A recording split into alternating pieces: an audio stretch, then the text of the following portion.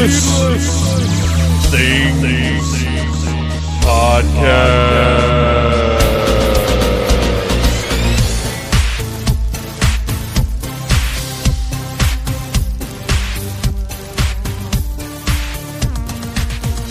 Hey, Phantomaniacs, welcome to the newest episode of the Needless Things Podcast, where we talk about toys, movies, music, and all manner of pop culture dorkery. I am your host, Dave, and I am not kidding around about the toys and the pop culture dorkery, because I just finished up ordering my, ooh yeah, snap into 'em, Macho Man Randy Savage from Entertainment Earth. I thought this was going to be another SDCC, San Diego Comic-Con letdown, but everything worked out. I got two of them. I need one to open and to put in my WCW Elite Figures display, and of course one to keep in that Incredible Slim Jims box.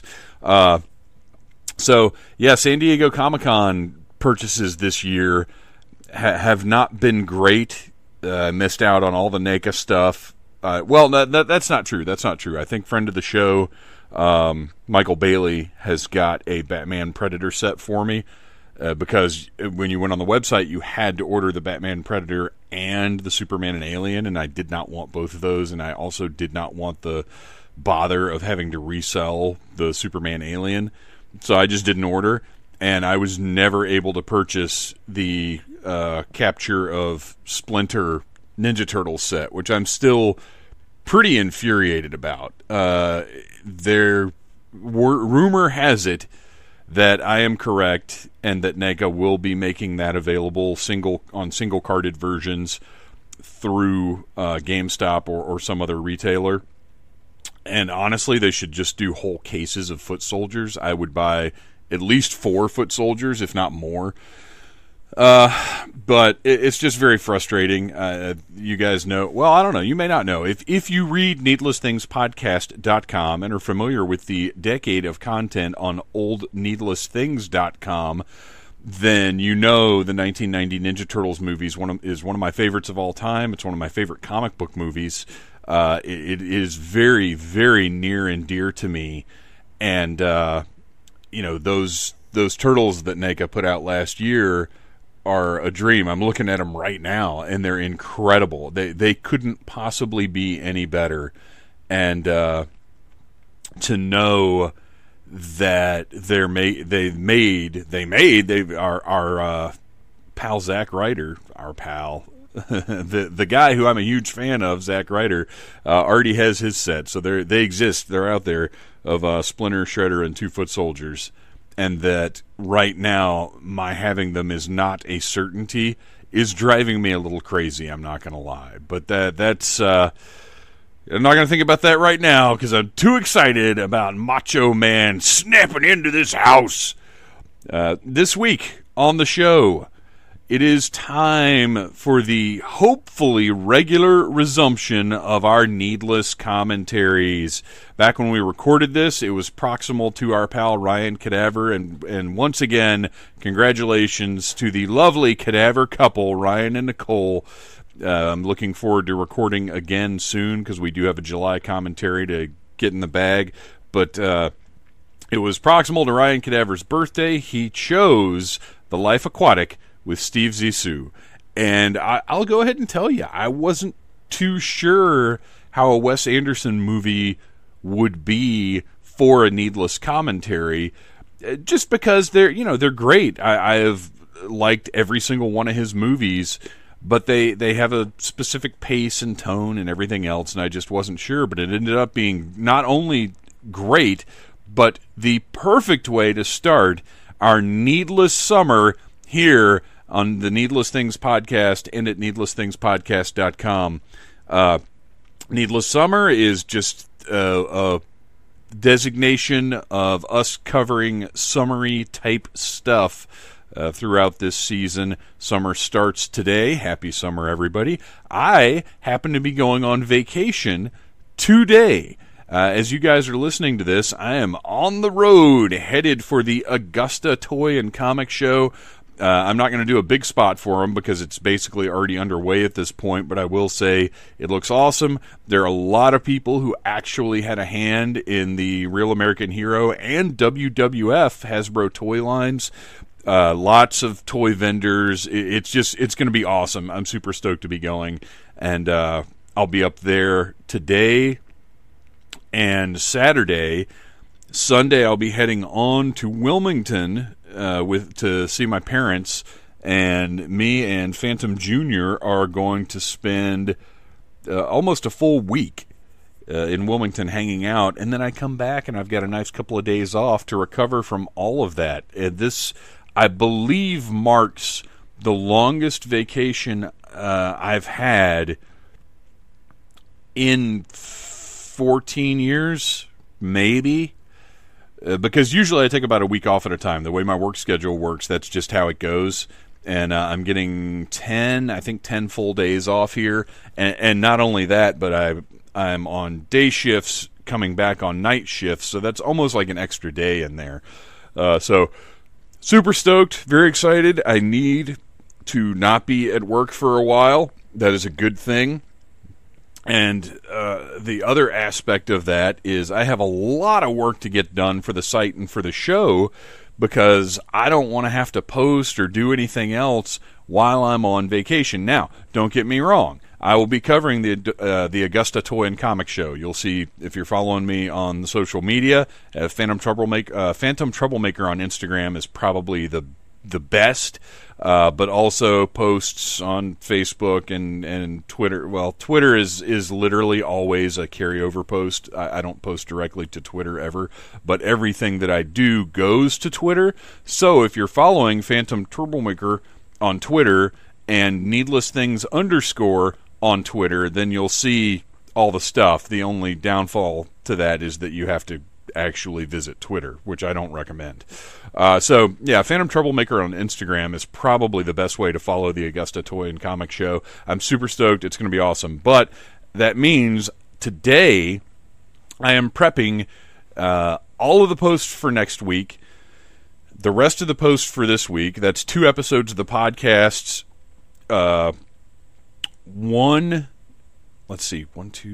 Two toy reviews, anyway, it's a bunch of posts and 2 episodes of the show. I am hoping to record at least 1 mini-cast while we're gone. That was the other thing. That was the other bit of business I'm willing to do while we're on vacation. But I don't know. It'll just depend on what timing is and what I feel like doing as to whether or not we talk to the folks at Memory Lane Comics or Gravity Records or anywhere else up there in Wilmington. Because I do like going up there and interviewing people, talking to people. But we'll just see how that goes. Now, oh, did you hear that? That was a cool, refreshing Diet Coke being opened up to rot my insides and my teeth. Caffeine. So if you, speaking of Instagram, on the Needless Things account, I went live a few days ago and I reviewed the Stranger Things Season 3 new Coke box that I got sent in the mail. I didn't know what the heck it was going to be. Honestly, I expected something a little more exciting than just literally a box with 4 Coca-Cola products in it. But if you're following Needless Things on Needless Things podcast on Instagram, every once in a while, I'm trying to get better about doing that kind of stuff. I don't know how often I'm going to go live because when I go and watch it back, it looks like shit. I'd actually appreciate some feedback from you guys if you want to let me know how that looks to you, because sometimes your own video and stuff can look odd. So let me know if anybody watched that or if you went back and watched how that looked. I'm not super enthused with the idea of doing anything on YouTube, which is obviously more permanent, but I don't know. Maybe it's something to look at. Phantom Jr. is certainly very enthusiastic for that. As you know, if you listen to this week's episode of the minicast, which was me and Phantom Jr. reviewing the demo for Marvel Ultimate Alliance 3 that posted on Wednesday. Go check out needlessthingspodcast.com if you'd like to hear that. It was a fun talk that I kind of had to trick him into recording a little bit, because anytime in the past I've asked him, like to talk about something or to record, he clams up. So I just kind of casually walked over with the voice recorder on, and we started talking, and it worked out. It was great. More, not too much more, because I do think kids on podcasts need to be somewhat limited, but if it's something that I feel he's an expert in, then I will certainly be having Phantom Jr. on from time to time. Let's see, what else have we got? I don't know that I've got anything else for this week. I don't have too much to put over. I would recommend that you check out our pals at sidewalktoys.com. New stuff coming in each and every week. They carry NECA, Hasbro, Marvel Legends, Funko Pops, Mezco. It's where I got the King Kong of Skull Island that I reviewed a couple of weeks ago on the site. It is where I am now getting most of my NECA toys. One, because it's just a cool place to go, and two, because Target, the NECA experiment seems to be going away. I'm not seeing a whole lot of new stock in a lot of the Targets that we go to, and what is there is dwindling. So I'm not sure what's going on there, but it doesn't matter, because now I've got sidewalktoys.com to fulfill my new toy needs. Plus, he gets stuff in way faster than Target ever did, so that's good too. All right, if you guys are ready, I'm ready. Are you ready to dive into the ocean with our pal Steve Zissou to kick off this needless summer? Well, before we get to that, here's a little music from our friends the Mystery Men, who you can catch at mysterymenofsurf.com, or just Google the Mystery Men and surf, and you'll find everything that they have available online. But right now, what's available is this.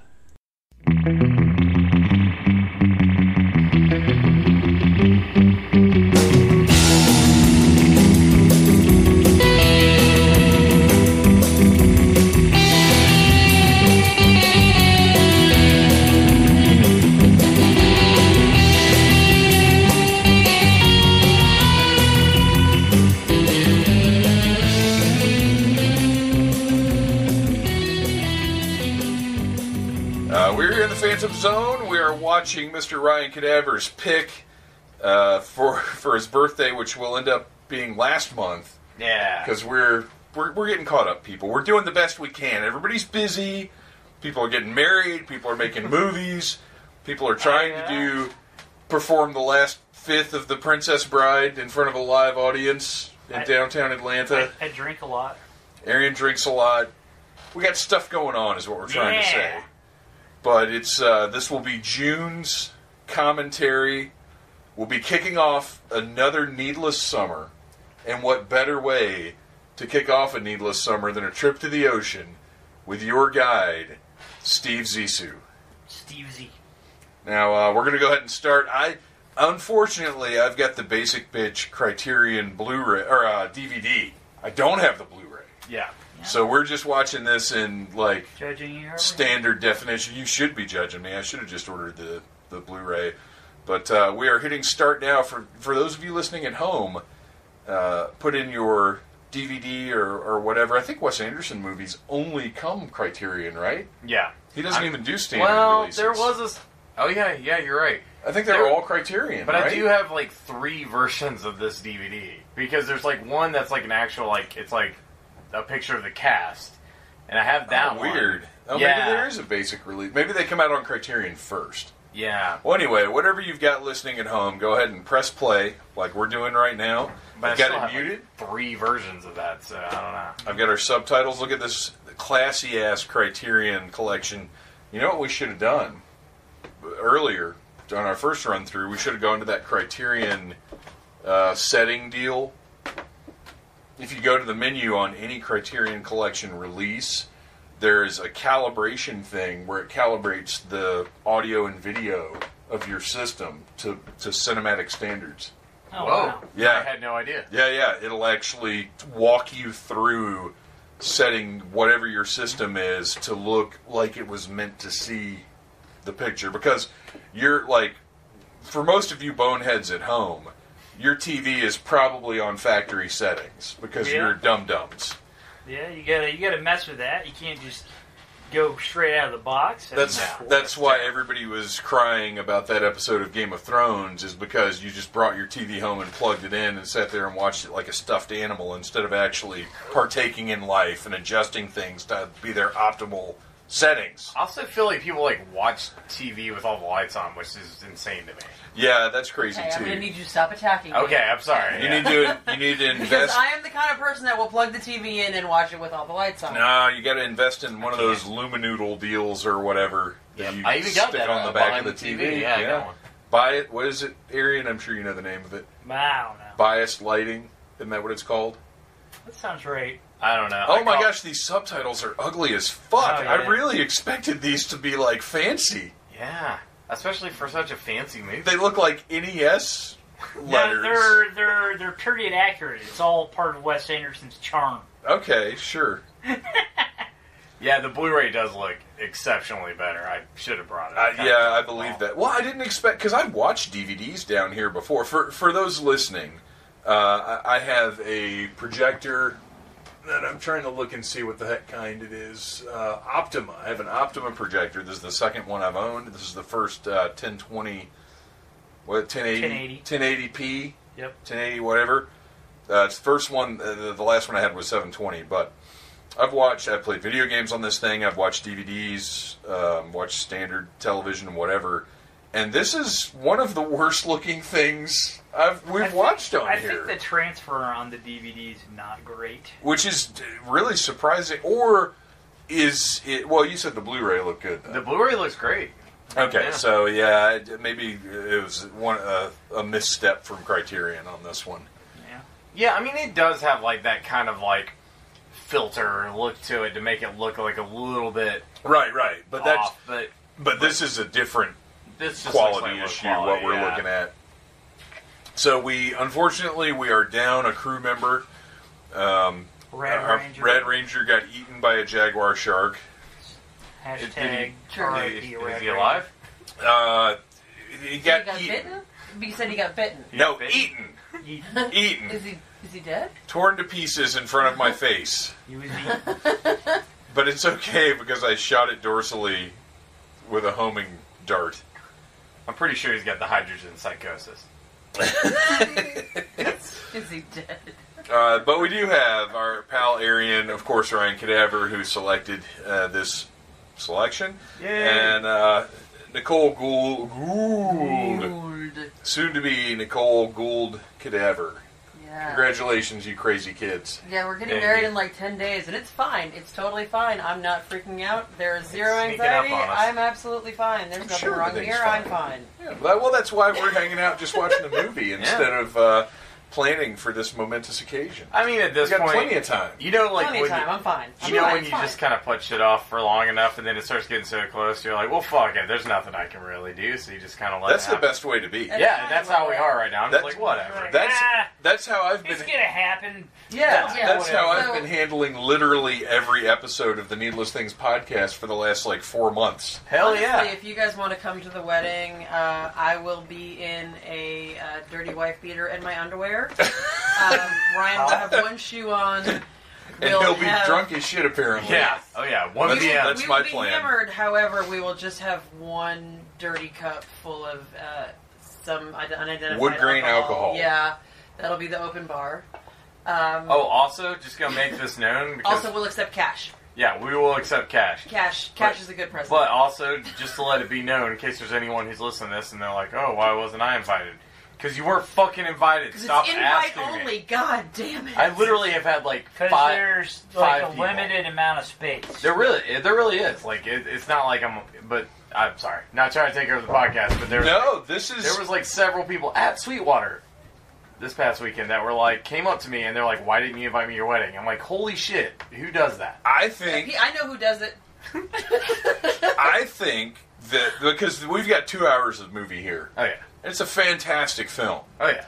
but we're going to need to fill some time. I think we're about halfway through the year at this point, and it may be time for the airing of grievances. Oh, yeah. I've already complained about people who don't know how to operate their fucking televisions. Dumbasses. You guys have complained about entitled bitches who for some reason think they should be able to come to your wedding. Yeah. Or just invite themselves, or... Arian, what have you got? That would be great if Arian had nothing to complain about right now. He's like, no, I'm pretty cool.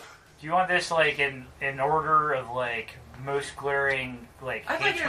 I want to hear your number 3 biggest complaint right now. Right now? Right now. Okay. Non-political. Non-political, of course. We don't do that shit here. Yeah. Man. Just man in general? No. Fathers. I hate fathers. Yeah, my dad's actually alright. They didn't get my friggin' pool at my apartment complex open before Memorial Day weekend. Ooh, that's bullshit. Yeah, that's bullshit. Like, yeah, that's the official start. Like, of course, because it's Georgia, the official start of pool season's really like late April. February, yeah. And that motherfucker's like an oven outside right now. No, it's disgusting. It is horrifying. And like, it's just gross. Yeah, that's fucking bullshit. Yeah, Ryan looked it up today, and it was actually hotter here than it was in Thailand. Yeah, because somebody was like, somebody was talking to me, and they're like, "Oh, how are you gonna be able to handle the heat in Thailand?" And I looked it up, and it was 10 degrees, like less than here, and I'm like, "Yeah, I'll be fine." Yeah, no, it's fucking miserable. And I work in a warehouse, and I hate it. So let's actually talk about the movie for a minute. Oh my god, look at that dress thing. It's impressive. It's some kind of glue. Are those stamps? What are we looking at? I think it's those things that, like the little breathe right strips that you put on your tongue, they dissolve. Wait. So breathe right strips those that are you two put on your different tongue that dissolve. Sorry. But if two you different lick her, things. you'll have great breath. The Listerine strips. The Listerine strips, which are pretty solid. Which make your breath right, but don't make you breathe right. Yes. One of the better inventions of the past decade or so. Well, I guess shit longer than that. Past 20 years? 15-ish, I want to say. But they work. They're eminently portable. Yeah. Much like this incredible little seahorse, which he calls a crayon ponyfish. I love that no actual animals exist in this, hardly. I love that Henry Selick, the guy who did Nightmare Before Christmas and James and the Giant Peach, did all this stop motion. It's so awesome. Does he do the stop motion on Wes Anderson's other stuff? Probably, I don't know. Yeah, I don't know. And we don't have Sean here to look this stuff up. Yeah. So we'll never know. Yeah. And I would buy Thanks, all of Ranger. these. I'd buy all of these lobby cards that this old man has. Like he's some shithead. Battling eels, and for a second I thought it said the battling eels and antibodies. Island Cats is the best though. That's the best by far. But this guy is just like those shitheads at comic conventions who come up with like 50 copies for poor Amanda Connor to sign. Mm-hmm. Of like, oh look, I brought 50 copies of issue 31 of Power Girl, but I'm totally not going to flip them or anything. Oh, do you want... Okay, Nicole, what did you notice in that scene? The guy's wearing pajama pants. He is wearing pajama pants. A suit top and pajama pants. Super weird. Well, it's great. It's the weird Wes Anderson universe that is reminiscent of our own, but clearly not our own. Yeah. Maybe he thought he was going to Skype in, so he's just like, I'll just wear the suit top. Everything's incredibly symmetrical, and the colors are very prominent. Bold. Beige and whimsical. Mm-hmm. This guy's a dickbag. Of course he is. I love how, like, Zissou's default, response is usually violence. Oh, yeah. I love it because, like, his default response to this situation is to grab that guy and, like, chokeslam him, and that's kind of mine as well, and I feel like we've got this, like, connection here. Is this where you bond with Steve Zissou? You have been known to choke a bitch. I mean... Once or several... Usually they ask for it, like, in one way or another. Either actually asking for it, or they just ask for it. Let's talk about this fella. Yeah. He's amazing. Sue George? Sue George, yeah. I didn't pick up until about really close to the end of the movie that every song that he's playing is a David Bowie song. I didn't know until you told me when we started watching this last time. I knew, but, like... I'm not a huge David Bowie guy. Like, I respect the guy and all, but... He's my favorite musical artist of all time ever. probably. Yeah, he's up there. If not like favorite, he's like top 3 for sure. Yeah, I definitely didn't know because he's also doing some deep cuts throughout the movie, and I didn't realize that. Like I noticed a couple of them, but I was like, oh, he must just be playing like well-known songs in Portuguese. But yeah, it's all David Bowie songs, and there's actually a CD they released that had they released 2 separate CDs: the soundtrack that had some of those songs on there, and then they released the David Bowie cover album, and it was fantastic, the whole thing. Now, did they do like the soundtrack and the score and his songs, or is the soundtrack kind of just pieces of the score? The soundtrack has some of the score in it. Okay. Yeah. So, in all likelihood, in our hipster record vinyl generation that we're living in right now, we'll probably see just the Mark Mothersbaugh score I'm sure on vinyl at some point. I'd buy that. And I think that you have the 2-disc one maybe. Yeah. So the 2-disc one, the second disc has just performances of him doing the David Bowie songs. Okay, cool. Portuguese David Bowie songs. Yeah, for some reason I've never delved as much into this one. I've had this since it came out. I have never seen a Wes Anderson movie in a theater. Really? Because I was late to the game. When I remember Rushmore, seeing the trailers or commercials or whatever it would have been that I would have seen. I don't even honestly know if they had the trailers on television for that movie, because it was a pretty low key thing. Yeah, it was his like first big-ish hit. But I remember whatever I saw about Rushmore, it just looked insufferable to me. Oh, it is totally. But it's great, and I love it. But all of his movies are just like they're like twee hipster nonsense. They are, but they're very good. They're really well made. But it did not look like anything I would want to see at all. Yeah. So I don't. Okay, what did we have? We had Rushmore was the first. Bottle Rocket was the first one. Okay, so Bottle Rocket. I didn't even it had Owen Wilson in it. Yeah. But that wasn't what Wes Anderson didn't direct that though, no, did he? he did. He wrote and directed it. Oh, did he? Yeah. Okay. Bottle Rocket's his first one, then Rushmore, then Royal Tenenbaums, then this, I want to say. Okay, so Royal Tenenbaums was the one I came in on, and probably just because it had Ben Stiller in it. Yeah. Because at the time, Ben Stiller, like if you're a comedy guy, Ben Stiller was the shit. He did something about Mary, and I think... I think Dodgeball was after. It was after. Yeah, Dodgeball was after. Yeah.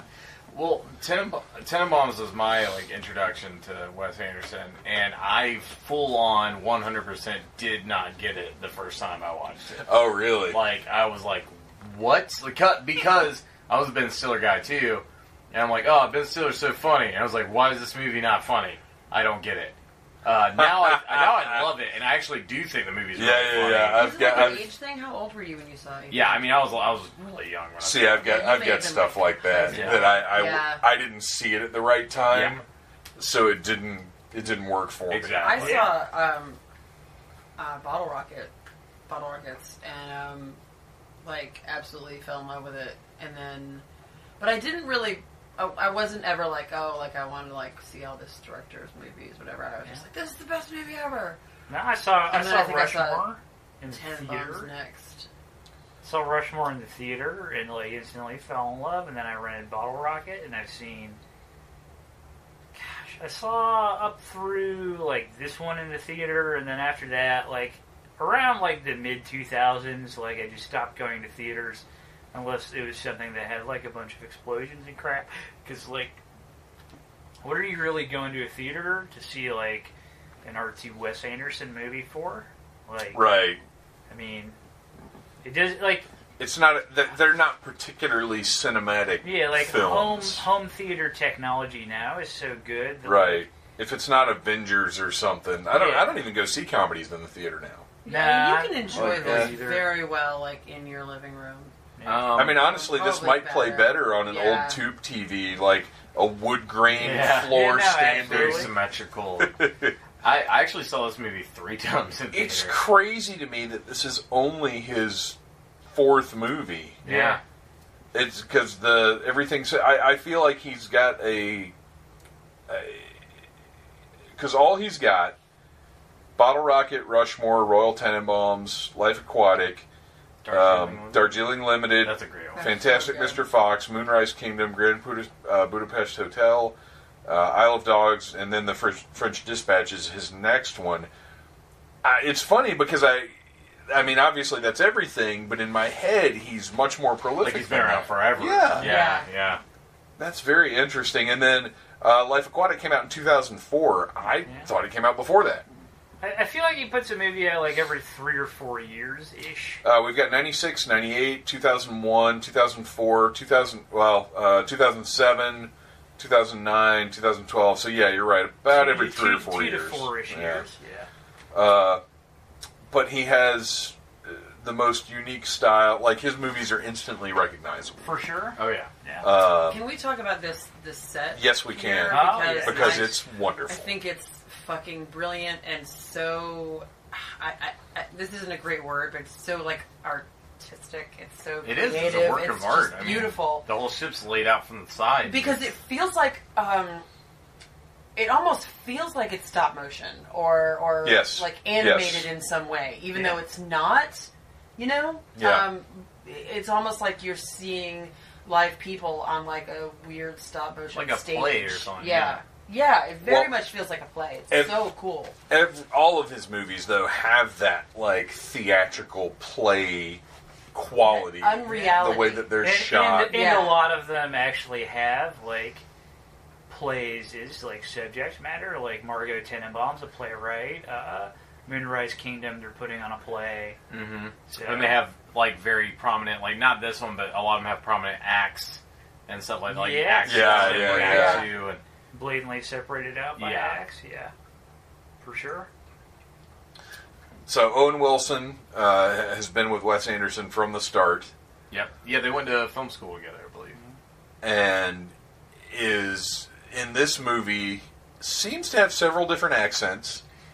Yeah, I don't know. It kind of works though. He's like so like weird and meek, and like his like weird Kentucky thing that he's got going on. Kentucky air, you know. Kentucky air is this weird like false Southern gentleman. I usually hate that. Like it's like a plantation owner kind of thing. Yeah.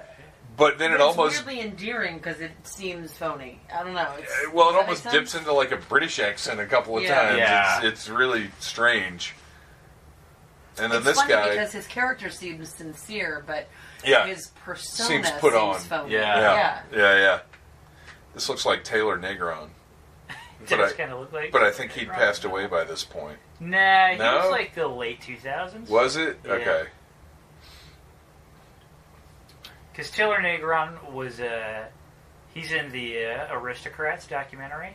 He tells a version of the Aristocrats. When did that come out? Like after this. I'm going to guess 2005. 2005 or 2006, one of the two.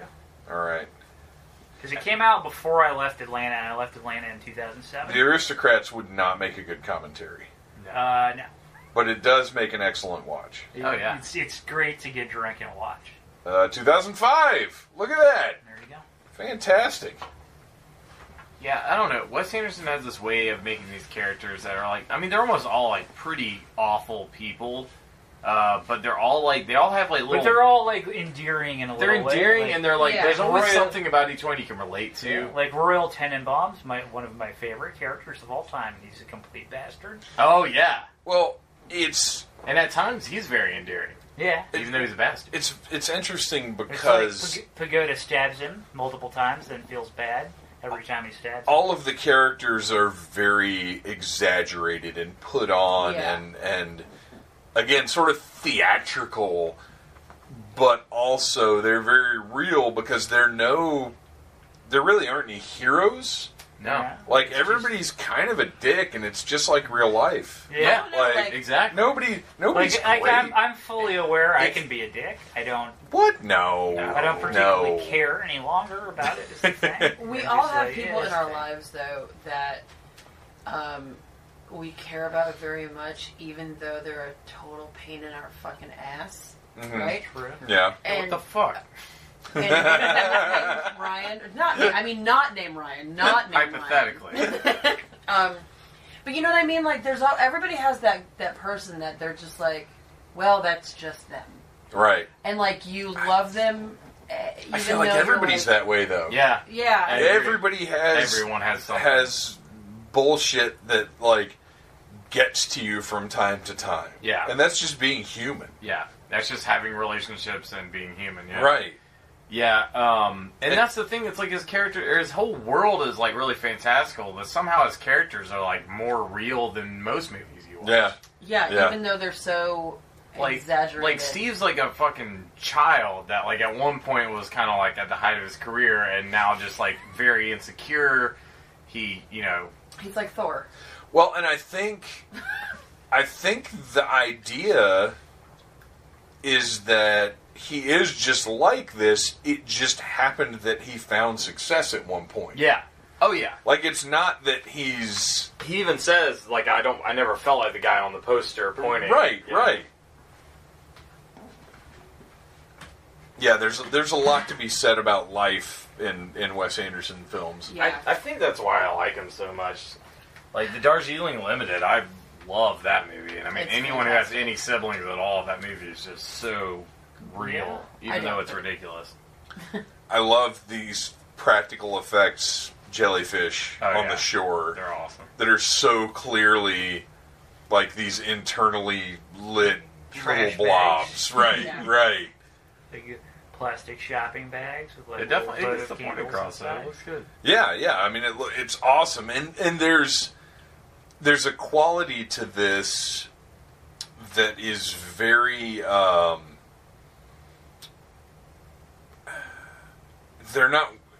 He's not worried about how artificial anything looks, because that's not the point. Yeah. Or maybe it is the point that he's A lot of going. this stuff looks artificial intentionally. Right. Like all of the stop motion stuff. I mean, there's no attempt for any of that. Like later on when he's got the little salamander or whatever on his hand. Like, it's not like they're trying to make it look like a real salamander or a real seahorse or whatever. Yeah. Or spoiler, at the end of the movie, like the jaguar shark. I mean, it almost looks like something from Pee-wee's Playhouse. Yeah. Yeah. Uh, So it would almost have been off-putting if these were realistic looking and not. Like, It would throw off the whole Do aesthetic. you remember the Yeah, glowworms when we were kids? Remember that toy, the glowworm? yes, yes. That's kind of what they remind me of. Like, you squeeze it and its head like, Yeah. glows. It's, I don't know. I don't actually know what the point of the toy was. It was supposed to be a comforting thing, like you've got a little light source when the light's off in the room. Oh, I didn't have one. My parents didn't. It was, and they're actually pretty creepy. Yeah. Because it's a plush worm body With with a weird plastic baby head with yeah. like a baby face on it Yeah. that lights up. So it's supposed to cuddle and provide a light source, but yeah, I always thought they were kind of creepy. Yeah, those guys are. But there's also like this thing where like he's filming these documentaries, and people are saying to him that this looks fake. It doesn't look real, and I wonder if that's part of it too. Maybe. Yeah. Like, you know what I mean? Like that's kind of why everything looks kind of ridiculous, because he's out there seeing all this wildlife that looks. I don't know. I feel like there may be a bigger. Yeah, I think like you're onto something where so everybody keeps accusing him of basically staging his documentaries, which I think is really, really evident in the scene where he rescues the white ferret, and he's like, "It was an albino snow weasel. We thought these were extinct. Look, it has babies." Like, it's very obviously staged. So, I wonder if some of this unreality is to like accentuate how staged all of his documentaries have been up to this point, and then all this real shit happens to him in this moment, with the hijacking and the jaguar shark and all that shit, And he's and Esteban getting eaten. Yeah, and he's directing the whole time. Like, every time something bad happens, he's worried about who's filming it. Well, and Esteban getting eaten was the first real thing that ever happened to him. That's true. Exactly. Right? Yeah, and that's kind of like where I think we're going with that thought. Like, yeah, and that's the thing too. Is like he puts that out there, and everybody's like, "Oh, it seems fake." yeah, And he's like, his friend died. it's like no, you got eaten in half and chewed. And that's part of the reason he's having such difficulty handling it and handling people's reactions to it. Yeah. Is it is real, but he knows all this other stuff has been this, not staged, but like anything enhanced. else. Yeah. Right? Like, Exactly. like any sort of reality show. Right, exactly. All right, I apologize to everybody for squeaky chair noise.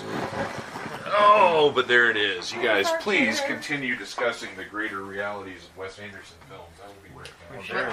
Like, I think that was like that whole point of the scene where, you know, like they're in the Arctic and he jumps off and he discovers the snow weasels or whatever the hell he calls them. Yeah. Was to show like Mongoose. snow mongoose. It's very obviously a ferret. Like Arctic snow mongoose. yes. The branding is pretty on point with all the Air Kentucky stuff and the Zissou stuff's all over everything. Zissou interns. Oh yeah. The sneakers, of The course. sneakers are great. Can't ever afford a pair. No. There's who can? the Zissou action figures. There's the Zissou pinball machine. It's pretty good. I know. I want to own most. There of this was stuff. a I wish it period was there like where I was like actually- trying to hunt down everything. Cause I love this movie. I got a freaking tattoo of it on my chest. But I got the Zissou flag. But Sweet.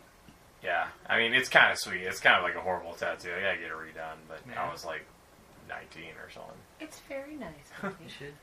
And then you get the beard. You should totally be Zissou for Halloween one year. That would be awesome. Yeah. I've thought about it because, like, yeah, you can. You can could. You know what you should do is you should have the band come out in Team Zissou gear. That with, would be awesome. with the makeup. the makeup and the for a Zissou show. outfits. That, That would would be be pretty great. great. Yeah. Yeah, That there would you be go. pretty awesome. Just gotta convince the rest of the guys. Yeah, they'd be like, "What fucking movie are you talking about?" Yeah. No, guys, we're gonna wear pale blue. Like, no, it's gonna be cool, man. Yeah. 3 people will get Super it. cool. It'll be great. Curry and Dave will laugh. Come on.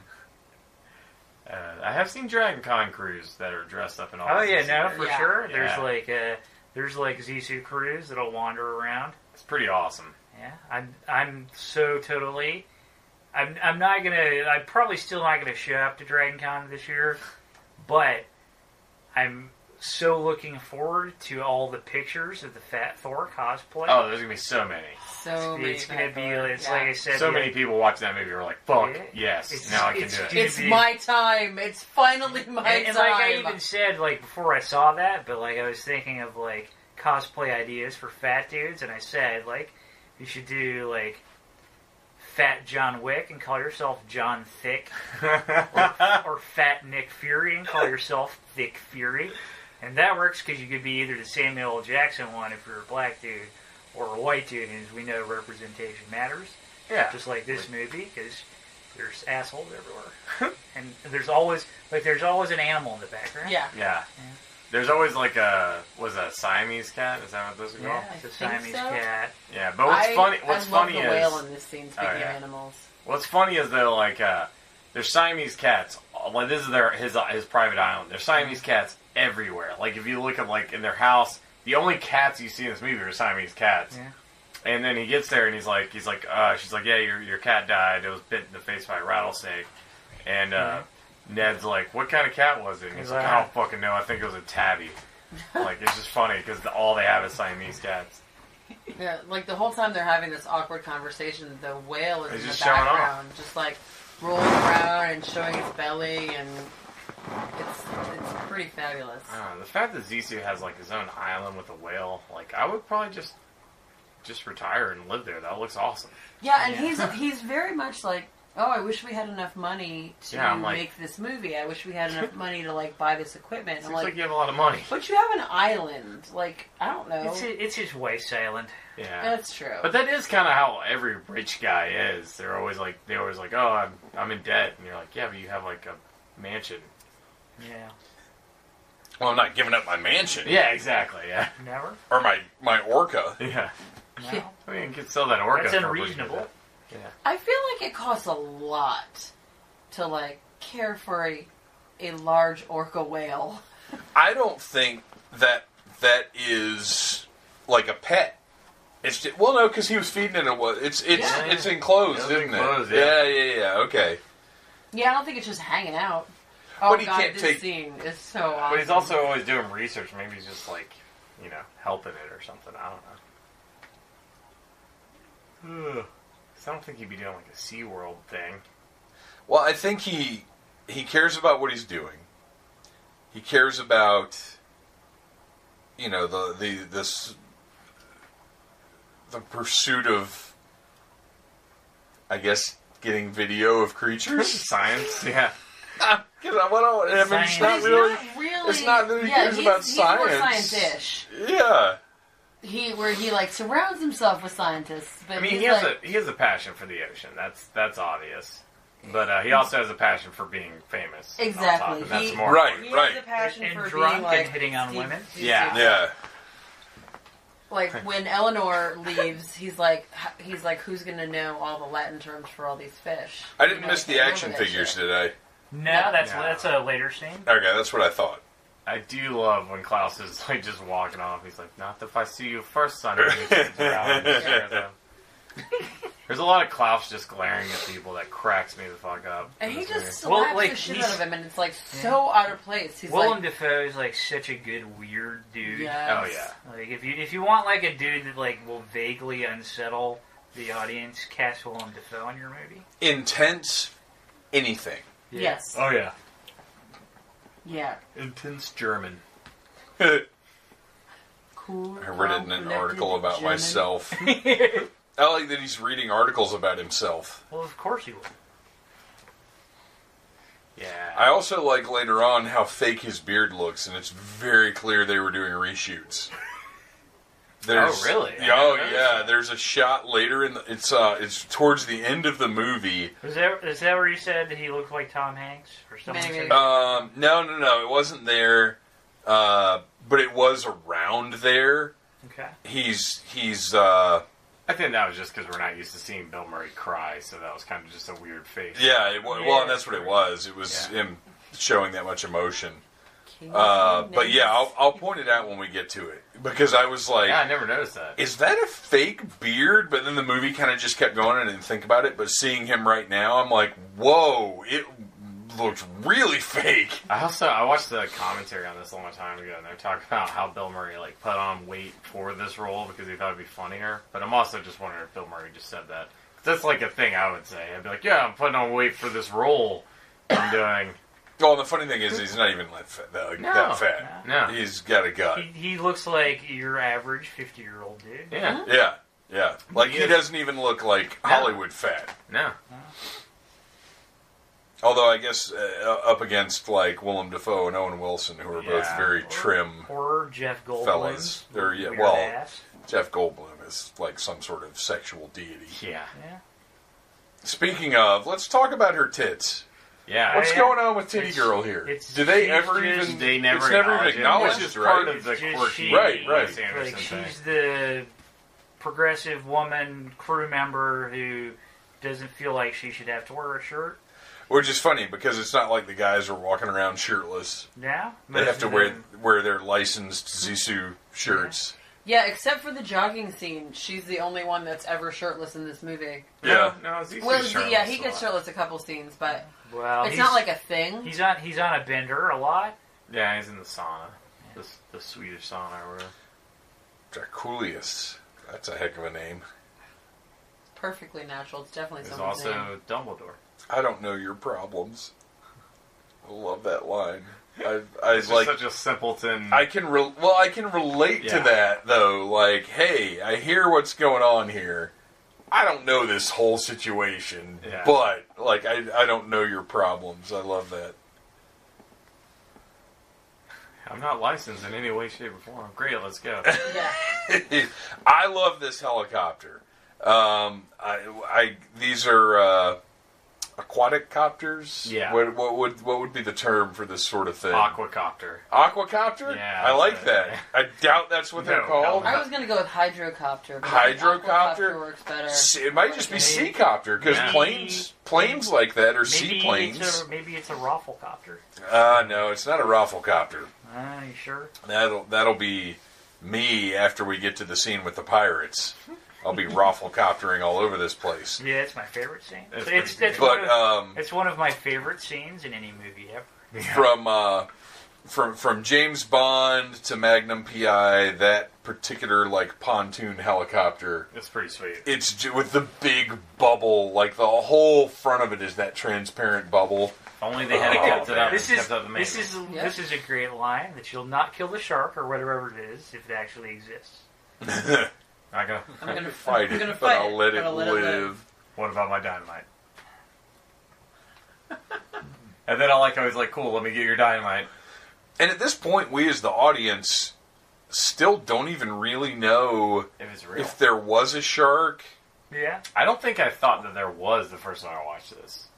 Yeah, I don't think I thought it was. I kinda didn't think it because Hollywood has trained us to think a certain way. My assumption was that there was some kind of money thing with Esteban. Yeah, and that Steve probably, like, not necessarily killed him, but maybe let him die. Yeah, that's what I was like. That was kind of my thought the first time through. Here it goes, subverting your expectations. Yeah, I didn't Wes quite Anderson. think anything sinister, but I did not expect that there was actually a jaguar shark. Well, I didn't think there was anything sinister, but I certainly thought there was a degree of neglect involved. Yeah, that's what I thought. And I love, speaking of the helicopter, and look at the little submarine there. We'll get to the adventure people, but it occurs to me just how toyetic everything about this is, aside from her titties. Like, they look like a little team of action figures. Oh, yeah. And, like, the ship looks like a bathtub toy. Yeah, it looks and like it looks like a playset. It's even like... Yeah, the helicopter and the submarine, like, it is all very... And granted, stuff exists that actually looks like that, obviously, but, like, it is all very much... And maybe that's common to Wes Anderson films, even though they're very adult, complicated themes. Everything is very, like, playset. Yeah. Yeah, the way the set is cross-sectioned, it looks like you could put toys in it. Now, I want to talk about jogging with your tits out here for a moment. I've been waiting for this moment. Like, so this is, I kind of referred to this a second ago. Battle Cougar is more well-endowed than Tits Out Girl. Yes. Yeah. Movie. So it would be harder for you to run with no. It would be, okay, there are things I don't do. Running is one of them. Running with not a shirt or bra or any sort of restraint on these puppies is another one. End up with a couple of black eyes. Yeah, I don't even like to go, like, aggressively up and down the stairs without anything on. So, I feel like even though, like, she's not robustly endowed, she has enough for it to be uncomfortable. Discomfort, sure. Yeah, sure. Like, it would feel not awesome. But it also wouldn't make sense if she just had a shirt on in that one scene. But later on, she's got a shirt on. That's what she's right. From this point, right? She has a shirt on for the rest of the movie. This is the last time she sits out. Yeah, I think that's right. Yeah, so she's just like, I'm going to have my tits out until we go for a jog down the beach, and then I'm going to put them up, because they're going to be sore at that point, I guess. I don't know. But maybe. Okay, there they are. Those are Fisher-Price Adventure People, late 70s era action figures, predating G.I. Joe, obviously. But they have straight up just repainted Adventure People. Now, it looks like they've got head sculpts that were designed specifically for these figures. But the bodies, like that body, if you Google Adventure People, you will see those figures just in different colors. That's awesome. And it is. It's fantastic. And now that is clearly a ferret. Is it, though? I don't know. Clearly a ferret. It never even occurred to me that that was fake. Nurgle that looked exactly like that ferret. It was a white ferret with black eyes, and that's what that was. See, I kind of wonder if this is legit. I think in the context of the movie it is. I think right. It's legit. I'm not sure it's like... I think the idea... Look at the pinball machine. I just now noticed that. Oh, yeah. Holy shit. The branding is very consistent throughout the movie. In my opinion, his documentaries are as real as any, like, reality thing. Like, because, like, when he's... Like, he's doing this stuff, but he wants the best... dramatics and... Right. And they overdub stuff, which he talks about, where they loop lines and stuff.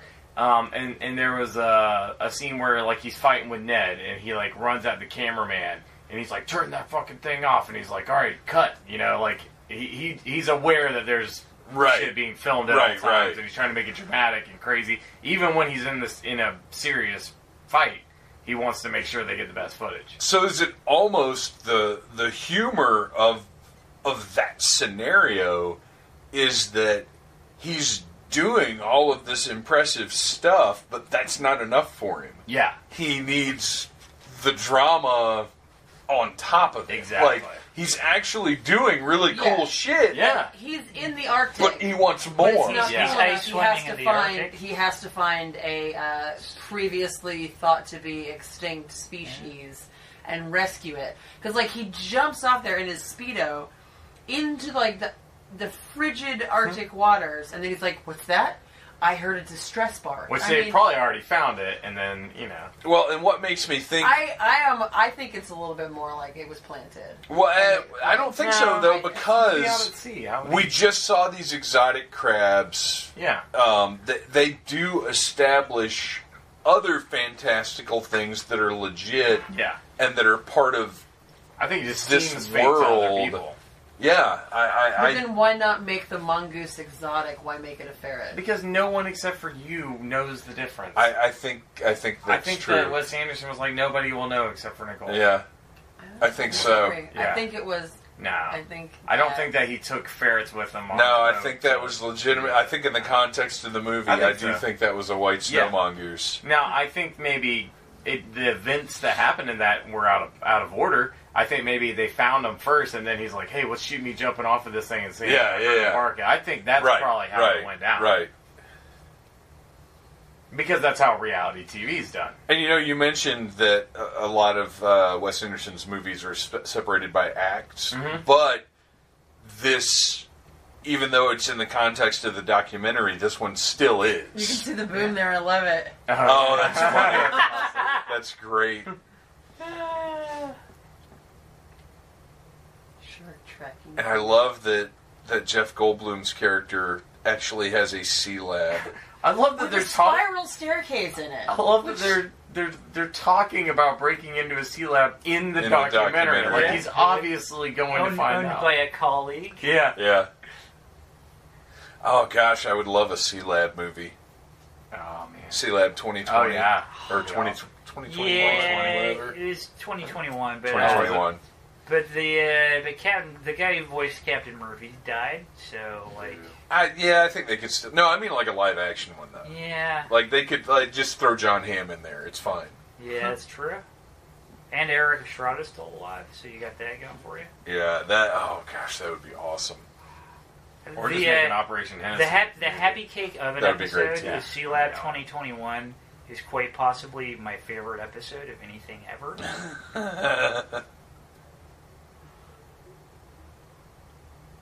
Yeah, we've That's established how janky all of his equipment is. I would not get up in his balloon, especially if I was Yeah. pregnant. Yeah, that seems crazy. Yeah. Yeah, it's a really far fall. But it works out okay. Yeah, Sea Lab 2021 is back when Adult Swim still put out just like sequential seasons of media. comprehensible program. as opposed to putting out discs of like, hey, this disc has 3 episodes from this series, and 2 episodes of... Because I'm still furious I never saw... And also, randomly 2 hours of me grating cheese. Yeah, right. I Oh, it so does. badly want to see the rest of Saul of the Mole People. I fucking love that show. Nobody in here saw it, did they? No. Oh, gosh. It's probably all on YouTube. I'm probably bitching for nothing. Saul of the Mole People. You just like owning good things, shit. Dave. You just like owning things. Well, I like having an archive of things. It's not about the ownership, it's about the accessibility. It's knowing anytime I want, I can throw in Life Aquatic without worrying about subscribing to a streaming service or whether I need to update something or whatever. I have this and I can watch it anytime I want. It's about the accessibility power's and the out. convenience. Well, the power's out. Well, Can't do then- shit. Oh, right, yeah. Then we're all just savages. Yeah. Yeah. Yeah. Then we start eating each other and clubbing women Within over like the head. 10 minutes. Oh yeah. Like If I'm- the power went out right now, I would probably wait 27 minutes or so. Yeah, at least I got hungry. I mean, I'm going to get peckish within a quarter hour. Oh, Yeah. easily. What's I mean, he drinking that there? Wendy's is really already wearing off on it. That honestly. Campari is- and something. Yeah. It is red. It's red as fuck. Yeah. And then, does that say sex something analysis on that little sign in the background there? We're too late. We missed I it. know. And if you miss one of Wes Anderson It movies, is it's gone. like gone. Yeah. That's why I actually had to rewind. Okay, sex. Water analysis? This is the Blu-ray. We'd be able to read that. Yeah, damn it. Sex work analysis? Sex work is work. That's what everybody on Instagram is saying now. Not that I follow anything like that. Moving on. No, 0 hookers on my Instagram. I'm gonna be completely honest. Like, my Instagram is a third internet hose, a third adorable pets, and a third of like absurdist I want to die memes. That sounds about right. Yeah. Yeah, mine's like boobs, horror movies, cute animals, and then people I know. Yeah, mine's like action figures and titties. Yeah, mine's. His is mostly titties. Asses. Yeah, And asses, that's about. yeah, there's a good ass tit split. Yeah. Yeah, mine's Ass tits, You not want boobs, to keep a good toys, split, I think. and Good dog ass tits videos. Dog videos. Yeah. Ass. Yeah, doggos doing things. Yeah. Drunk That's a people good doing one. things. That's Drunk a good people one. doing Yeah. things is solid. And animals doing things. I like to Animals look at them. Yeah, animals doing simultaneously. things. Anything doing things is great. Yeah. I like to watch things doing things. Yeah, honestly. naked bitches doing things. Yeah, yeah. Also a good Boobs one. doing things. Here's Except my for jogging. tits. Here's my boobs. Here's my 3-year-old. I'm so proud. Oh, yes. It's really Nice weird feed to have, but there's a lot of them. I hear. Yeah. For rumor. I feel like if you're going to put your tits out there, maybe have a separate Instagram where you put like... I think so. Family yeah. stuff. Like, Yeah. nipple, kid. Right. Unless you're like breastfeeding. Yeah. And like, I don't know, making some sort of statement about it, maybe keep them separate. Keep Yeah. your tits and your kids separate, unless your tits are doing what just, I'm going to trail off there. That is so awesome. I love that. I love that set. It's so Yeah. bad. Oh, yeah. The Hennessey The top of the Sea Lab. Yeah. Yeah, it's pretty great. All the Operation Hennessey stuff. Steve, are we allowed in here? He's so just like honest. Now, Bud Cort. And I love that the end of the movie, the Bond Stooge is like, Dude, Bond yeah, Stooge we is hard. fucking We just fucking stole it. Yeah, Fucking whatever. stole We it. Yeah. stole it, man. Yeah, the Bond Stooge is badass. But I love the fact that this thing has a giant spiral staircase that goes I mean, it's the only I'm way. assuming Or an elevator. That's a the way. couple hundred feet. Like, that would be the least convenient way to get equipment up and down. When do we think this movie takes place? Ooh, There's- that's a good question. I think it takes place in the dimension that's outside of yeah, time. like it's Right, so many right. things are weird that like it's hard to say. But it seems. And that's like- I don't think there's any technology more recent than like 1982. No, because it's all CRT TVs. Yep. It's all old Yeah. school phones. Yeah, shit, you're right. I never even thought about it. Yeah, but- it could be like because like Jacques Cousteau was like big in like the late '70s, early '80s. So Yeah. like, maybe, Oh, I remember watching his show when I was a kid. Oh yeah, me too, dude. I was We watched so much obsessed. public television. Like I was that's gonna how I be watched Jacques Doctor Who Cousteau. when I was Yeah, a kid. yeah. Yeah. PBS was the shit. Yeah, all creatures great and small, faulty towers. Great Space Ghoster.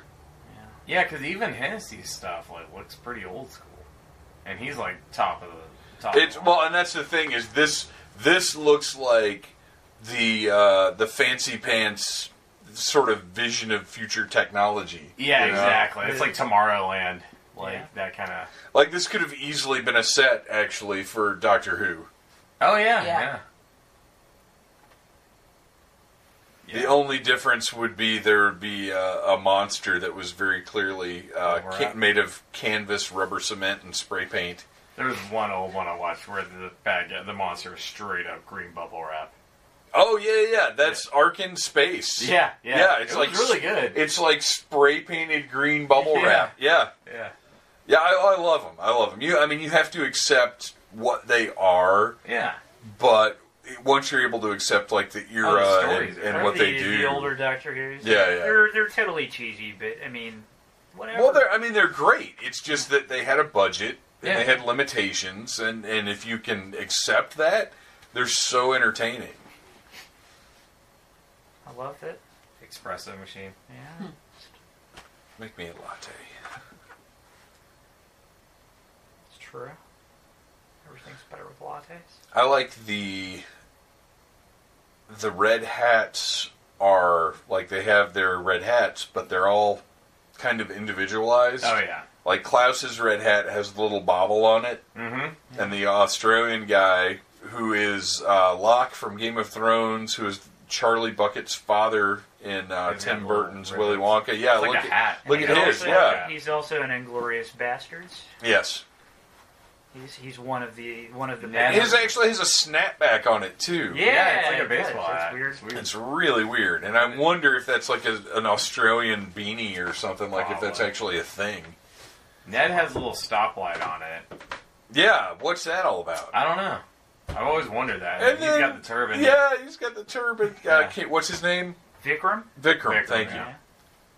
And then the dude who's like the older dude who's always smoking. I don't think he even has a hat. He's beyond that. Yeah. And then he's got on He's weed. just got the class. the girly. I hate to call her Titty Girl, but I can't remember her name. Anne Marie. Anne Marie has a shirt on at this point. Okay, I didn't want to mention this on our first run through, but is that Owen Wilson's penis? If you look at the front right of his trunks. Holy shit! Wait. He has a huge penis. Do you see what I'm talking about? Yeah. Holy shit. Whoa! I noticed it the first time. Wow. And we weren't recording, so it wasn't important to make note of it at that time. Yeah. Sometimes you gotta It hold would the have penis just- back and let it be a surprise. It would have just been weird if Yeah. I'd said something then. But now that we have listeners and we're recording, I felt like I needed to mention it. Jesus Christ. Right. Do you think he fluffed? I don't know what's going on there, but that man is... That's either his penis or loaded. the Loch Ness Monster. I'm not sure which. He owes me shit. $350. Yeah, god damn. Yeah, it does sound like she was writing a pretty shitty piece on Steve. I'd also But like he to... didn't need that crowbar. He could have used Owen Wilson's penis to get this door. I'd like to point out that the necklace he gave her was way longer in the last scene. Oh Yes, yeah, it it was was. like super long. But that's okay. That's fine. Let's talk about the fact that the first time through, I had Tilda Swinton and Kate Blanchett completely confused. And honestly, even now, I'm trying to picture the Ancient One, and I'm just seeing this face. Really? Even now. I don't really see it. I think that I have a brain thing where there's certain faces, like sometimes I can't always distinguish Yeah. super well. But yeah, I as we were watching this, I made a comment about that, and you guys were like, "Yeah, that's Tilda Swinton. Yeah. This is Kate Blanchett. Totally different. Completely different people, but not to me, apparently." She's Hela, right? Yes, Kate Blanchett is Hela, Yeah. and also Galadriel. Mm-hmm. And what else is Kate Blanchett been in? Ocean's 8. Really? Nobody watched that. Is that a movie? Get out of here. Here's the all-chick reboot. It was terrible. I tried to watch it. I didn't watch it. I had a friend who worked on it. Okay, this is important because this is the Bill Murray in a wetsuit with a radio helmet listening to Mark Mothersbaugh It's so good. Dancing. Dancing. with ocean mittens tucked into his belt. And now I'm looking at everybody's crotch, and I can see the head of his penis. Yeah. There's definitely... Oh no, well, that one scene. That was Owen Wilson's. yeah, scene. Arian, Yeah. he left, but... It was I heard fucking you guys as I okay. was going massive. upstairs. I'm impressed. Good for him. It's like a baby's leg. There's a lot of mushroom print in this movie. Yeah. I just didn't bring it up the first time. Look, there's some more great stop motion. Oh yeah. Like, that doesn't even look like a sea creature. No. That straight up looks like a desert lizard. Like an iguana. Yeah. Yeah. Like from 50,000 BC Doesn't or even something. matter. This thing looks pretty cool. That's great. I love that. Yeah. It's intimidated by the black box. That's okay. Yeah, this whole area looks pretty sweet, like this underwater area. Well, but it all, like the colors and the textures and everything look like an aquarium. Yeah. Like, it doesn't really look like they weren't going for a realistic undersea setting. Oh, no. They were going for, like, if Gilligan's Island went undersea. Oh, yeah, This is probably what it would look like. Yeah, it does kind of like a 60s set. Except they're calling each other jackoffs. Yeah. Oh, man, Wes Anderson's Gilligan's Island.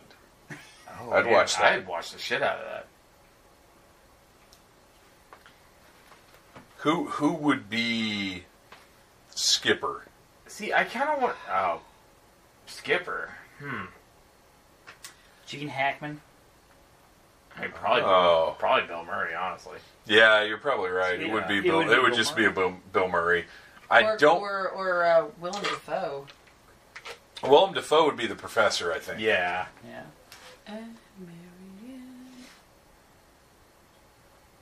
I think Luke Wilson would be a better Gilligan than Owen Wilson. Yeah. Yeah. And, Zoe Deschanel would be, Marianne. Yeah. Yes, Yeah, but who would be that. Ginger? Would Kate Blanchett be Ginger? Maybe, who Johansson? else? Yeah, Scarlett. Oh, Johansson. Scarlett Johansson. Yeah. Yeah, She would make a that's good yes, absolutely. That's great. Now I want to see this movie. Yeah, I do Let's too. Make it happen. That's so good. But you stood up for yourself. You gave me a warning. You stood up for yourself. I still owed you one. No, you won. That's such a weird conversation. Klaus is such a weird dude. Oh, you know what? I was wrong. Willem Dafoe would not be the professor.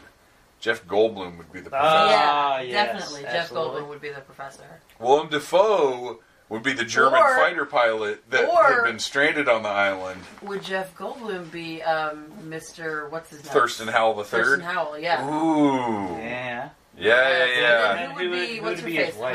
Honey, what do you call her? Honey Boo Boo? No. Just Wrong show, baby. I- Although, could you imagine if Honey Boo Boo was on Gilligan's Island? All right, now I want Wes Anderson to reboot Honey Boo Boo. Thurston Howell the Third and what the fuck is his wife's name? He had a pet name He had for a pet her. name for her that's like literally all she was ever referred to as. Yeah. It was like Honey... I don't want to look it up. Fuck shit. It's something very specific though. It's not honey, but it's like a term of endearment like that. I gotta look it up. Lovey. I'm sorry. Lovey. That's right. Yes. And you know what? I knew I would get it. This has just jogged a memory that I had a Gilligan's Island board game Madness. at my granny and papa's because they would buy. This all ties into this Star Wars board game that just got re-released. My granny would go around to garage sales and get toys and games and stuff that would stay at their house. So when we went to visit them up in North Carolina, that's the only time I would get to play this Star Wars board game and the Gilligan's Island board game. And there was a Gilligan's Island board game that was awesome, and I hadn't thought about it in years until just now. I had never heard of it. But Lovey was one of the... Her actual game name pieces. is Eunice. That's terrible. No wonder he calls her Lovey Lovey. works much better. Nobody wants to have a name that sounds like anus. I love the fact that you have a grandfather with a weird nickname, because I also have a grandfather with a weird nickname. Oh, what is it? Mine was Gampy. Gampy. My, I Wow. had Nana and Gampy. My step-grandfather, of my stepmother's father, his nickname was Ham, because his middle name was Hamilton. Oh. My CB radio name was Ham Sandwich. Mine was, not my CB here we radio, go. but my grandpa was, So, Jimmy Pawpaw. Wow, that's a lot. Yeah. That's Jimmy very Pawpaw. southern, too. Yeah. We can tell that. Yeah, Alabama. Yeah. Yeah. Yeah, I had Gampy in Connecticut. That was and Mimi and Massachusetts. Jimmy Pawpaw. Yeah, my mom told me that they were like Granny was Granny from the start. That's what I was calling her. Like as once I was talking, I was calling her Granny from the start, and I didn't call my grandfather anything forever. And they were like sitting down with a picture of him and saying, "Who's that? Is that Grandpa? Is that Pappy? Is that whatever?" Excuse me. And is that Papa? And I said, Papa! And that's how they how we arrived at that name for him. I don't know why my grandfather was Gampy. He just was. I'm sure there's a story behind it. My grandmother was Nana. But, like, all the grandmas were Nanas in my family. I had an aunt that was Nana. Yeah, We're getting into the best but part. yeah, I had a Gampy. Oh, yes. We're homing in. We're about to be in the shit. On one of the biggest surprises, which Steve Zissou. It Are those shouldn't. hijackers? It should we call them pirates out here? That's He calls them hijackers because he's used to the airplane. Yeah, because It's so good.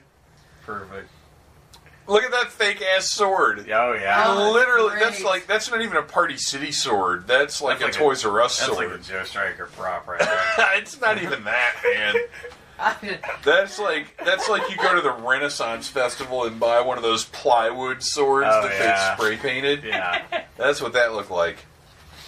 When you notice something like that too, like you can never notice it. Oh yeah, you're done. You're done. There Every was some time you movie see I was that watching the now. other day, and it was like I saw this one gun in the movie, and every time it popped up, I was just like, "Oh my god, that's the fakest ass gun I've ever seen." Well, I know for a fact it was not an Andy Sedaris movie because that man uses real guns. Oh no, his shit's legit.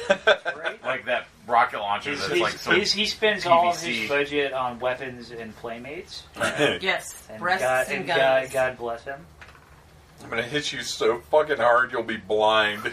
That's awesome. So even though this movie has established that all of them walk around strapped 24/7. Yeah. They're Except when there's issued pirates. Glocks. Yeah. They're For issued this kind of Glocks. thing. Right. And Nobody. And they knew they were going into unsecure water. Right. Yeah, which Yeah. was Right. Steve's bad. He's kind of Every responsible single for this. one of them has a drop holster with a Glock in it. Except for now. this one moment when where they they're like, need you know it. what? Let's all get naked and get in the sauna and put our guns away. Far away from our But even other crew members who weren't naked in the sauna, they just don't have their guns for some fucking reason. It's crazy. I love that he's just putting his hand in front of this shotgun. Yeah. He's an unpaid intern. Speaks their language. Yeah, the stooge, like, he saves their ass. Yeah. True. And yeah, and he oddly ends up being super fucking cool. Yeah. He Later. does. Well, they didn't even want to bring him along, of course, and he ends up being pretty rad. You think I mean, that's another Wes Anderson pulling the rug out from under you. Do you think he's going to be a hard ass and be giving him trouble the whole time? He's actually super cool. But by the end of it, he's like, "Yeah, we fucking stole He shit, fucking man." stole it, man. Oh, look at the mohawk on this guy. That's Klaus, yeah. That is Klaus. Yeah, Klaus has a mohawk in the Arctic scene too. Oh, I didn't notice In the that. That's scene. great. So Ned's inheritance. we have the pirates. We've established the pirate thing. Everything is. If you're watching this movie for the first time, I couldn't even imagine where this was going to go. Oh, yeah. But what happens, I for sure didn't see coming. Oh no.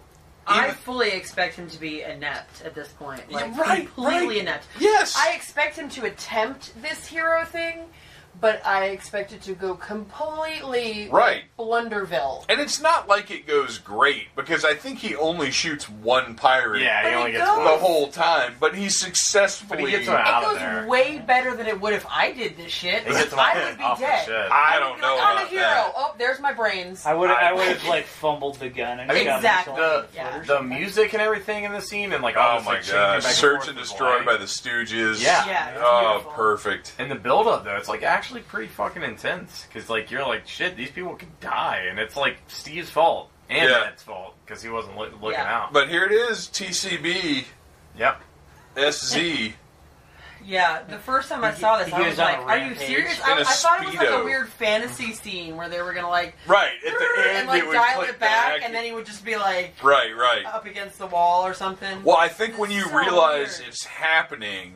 Oh, I like that they have the lyrics in the subtitles. That's awesome. I think when you realize it's happening is right here. Because you're like, if this was Steve's fantasy, that wouldn't have Yeah, happened. that guy wouldn't get the machete. So, to the holy shoulder. shit, he's actually taking care of business here. Yeah, it just like it wonderfully changes the tone Yeah. and puts you off, because this movie kind of puts you off kilter a few times where you think you know what's happening and then they change it up. But this is really the scene where you're like, oh shit, like She got real. Is he actually a badass? Because you think the whole movie that he's just representing himself as a badass. Right, he's really just not kind a of an badass. idiot. Yeah.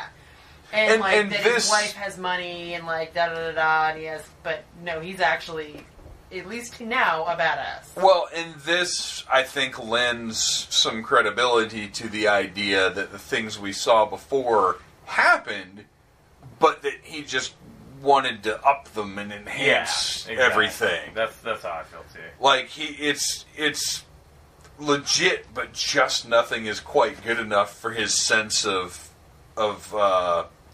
grandness. Oh yeah. Like now, all that shit just happened, but he's like, let's get some footage of this. Yeah. Yeah. And then there's Exactly. Cody. No, he's concerned about the footage the whole He's still movie. Cody. You left your dog, you idiots. I love that they just throw this guy over. Throw him off the other side. Yeah. I love that. Klaus in his short That's what I would pants. do. I love this dramatic zoom. He's like, should we give him to the authorities? He's like, No. Which, I mean, uncharted waters. And the Right, contact right. might- Why would you? Yeah, even? fuck it. There's nothing they can do. Yeah. All right, squeaky chair. Apologies. That's what happens I when love you this. drink a lot. Ned, how many fingers am I holding up? I don't know. That's not my job. Too many to tell. Finger counting is not in my job description at all. He's going to be fine. Yeah, but we're about to lose tits. Yeah. I mean, to be Yeah. fair, this mutant is totally deserved. 100%. Usually when you see a mutant in a movie, it's very undeserved and ridiculous. But Steve's not really a great leader. no, he's not. Kind of a fuck up. Yeah. But, you know. And- Yeah, that was all, like, even though Ned was supposed to be watching, it's still totally his She fault. very much was like, hey, this like red spot on the map here is like a really dangerous It's pirate uncharted. place. You can't. Yeah. And he's like, Um, yeah, but like, if you want to go your way, that's 4 inches, and mine's just an inch and a half. Yeah. Yeah. Which just underscores that, like, he either doesn't know or won't say, like, the correct nautical term. Yeah.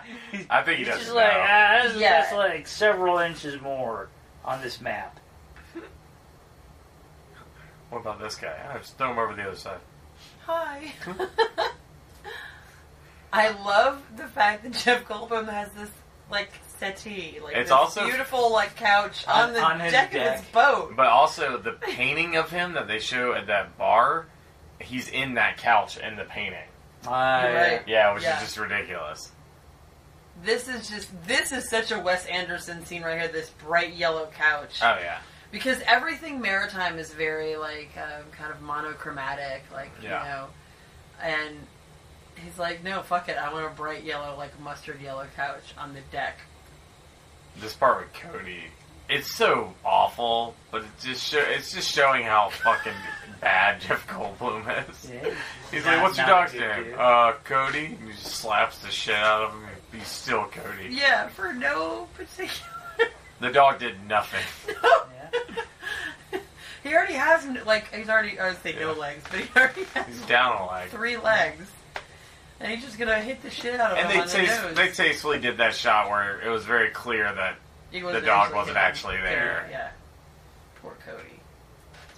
We're not trying to provoke a John Wick situation here. no, it's just funny. Nobody needs that. This confusing ass scene. Yeah, I mean, this is on Steve too. This is a Yeah. very confusing way to describe what he's doing here, with the line that you can't cross.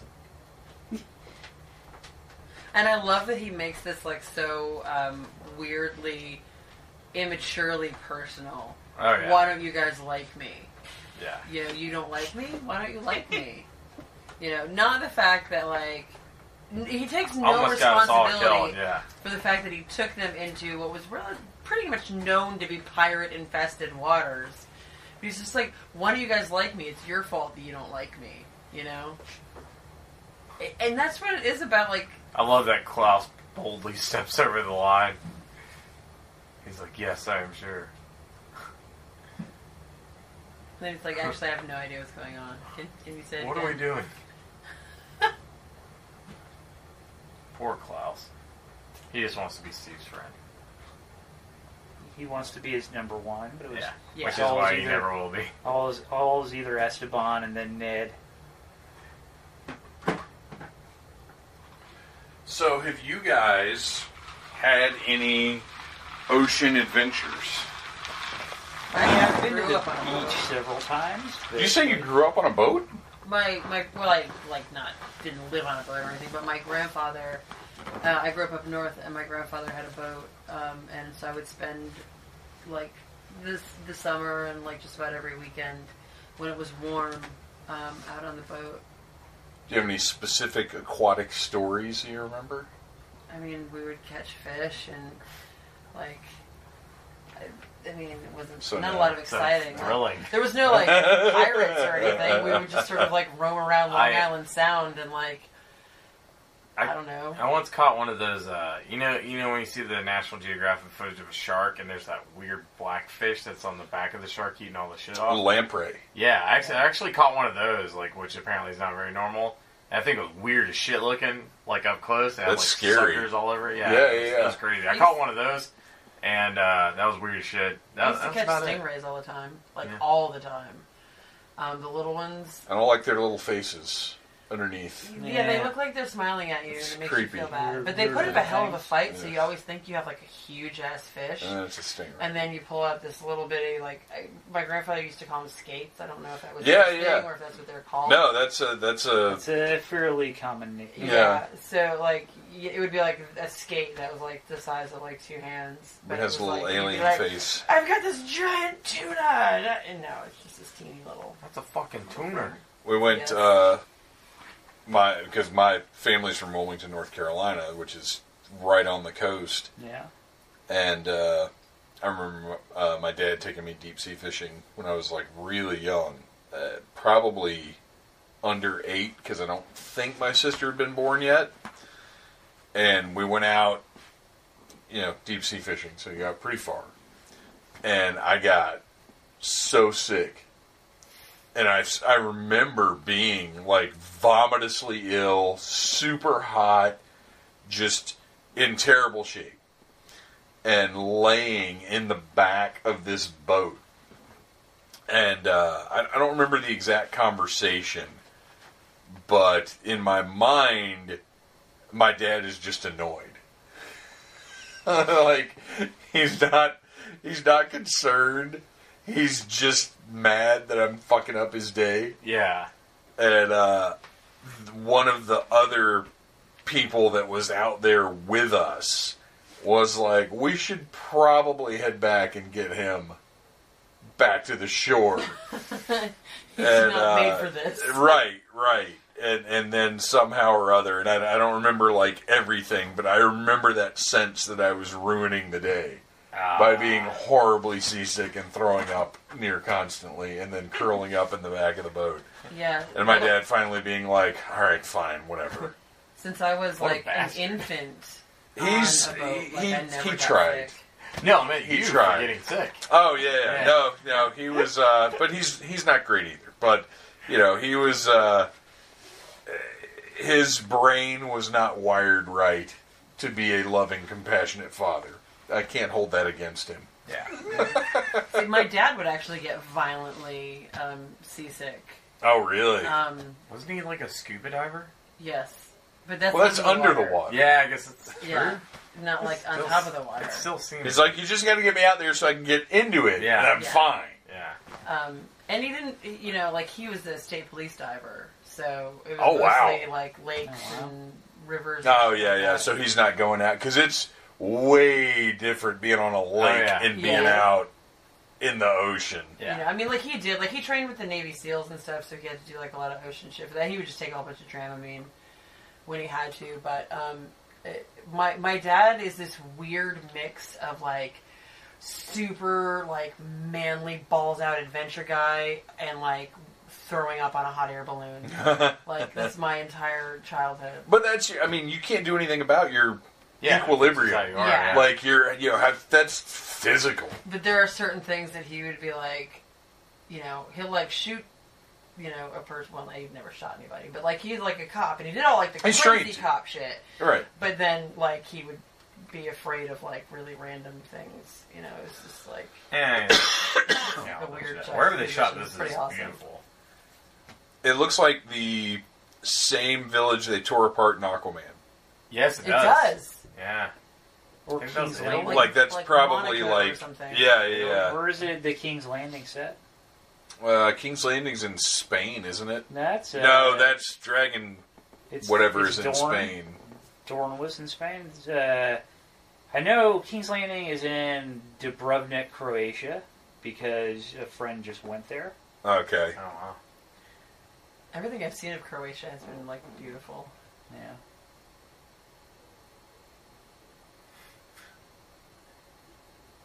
God, that guy looks like the most beautiful Sebastian Bach in person. Which honestly would be preferable to the real Sebastian Bach, which you know if you watched whatever that reality show was with Scott Ian and Sebastian Bach. The 80s and like a million other ones. Who They did like several. Well, there was one I'm thinking of, though, that was the guy from Biohazard, I think, was on it. I remember They were like a super group. Yeah. Like they lived together, but the point was they were going to make an album. It was VH1. At the end of the show. Yeah, it was VH1.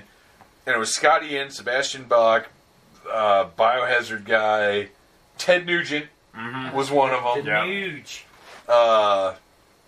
VH1 used to be my jam. I used to watch that all the time. Well, whatever that show was, that was like. I mean, I watched it because Scott Ian was on it, obviously, but it was pretty good. And they did a few songs that were great, and I can't remember if the album ever actually came out or not.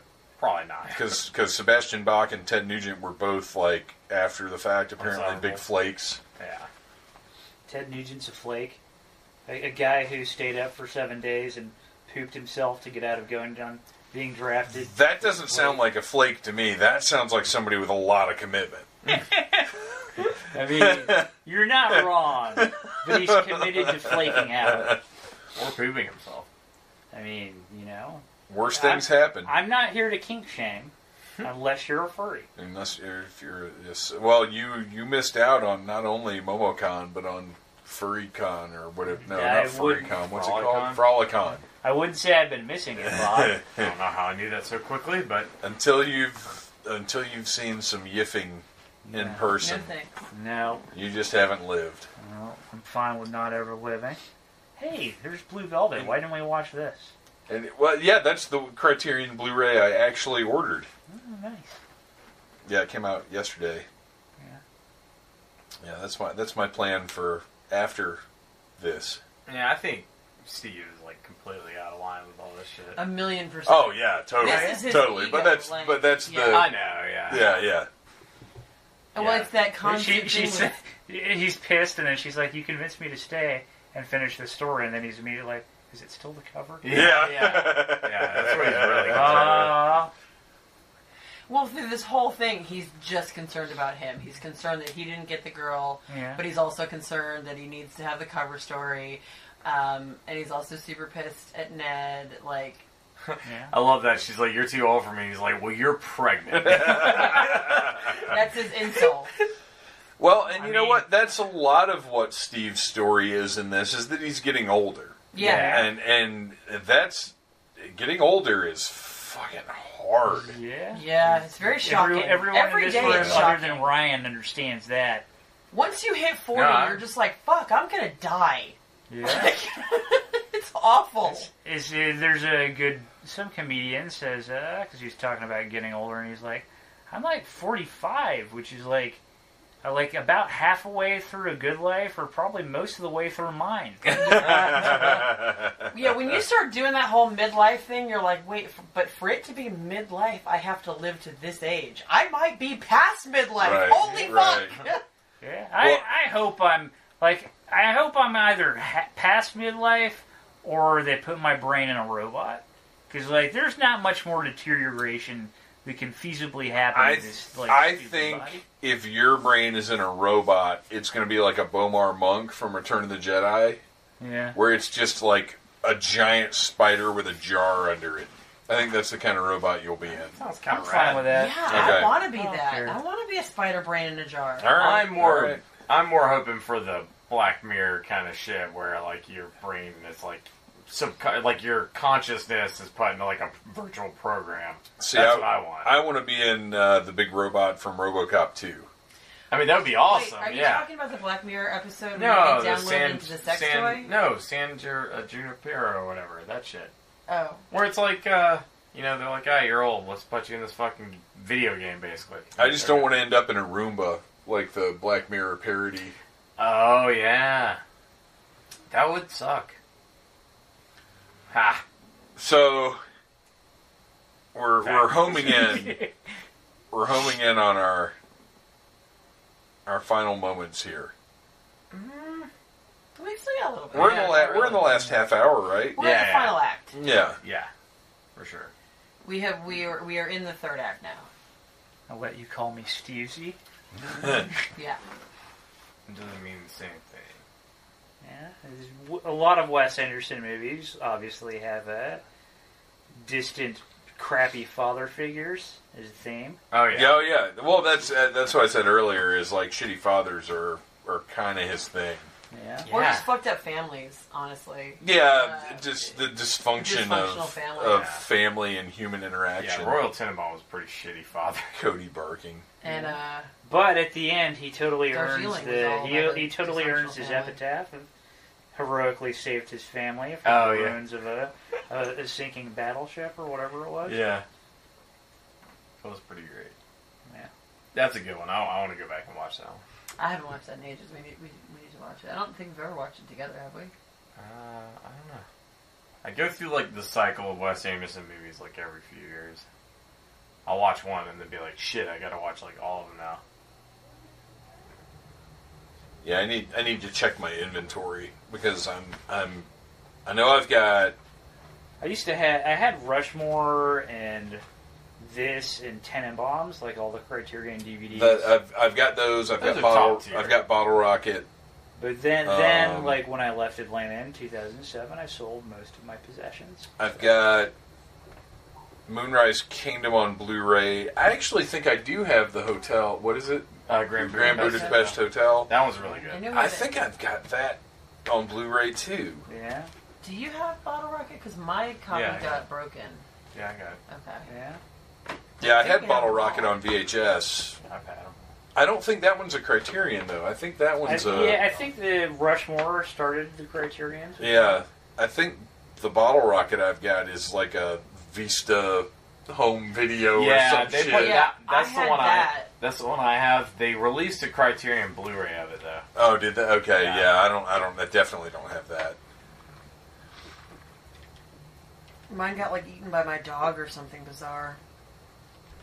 Likely story. So I don't think we talked about it while we were recording. But let's real quick mention for the listeners who maybe passed on Fantastic Mr. Fox and Isle of Dogs because they weren't, live action and because they thought maybe they were supposed to be kids' movies or something.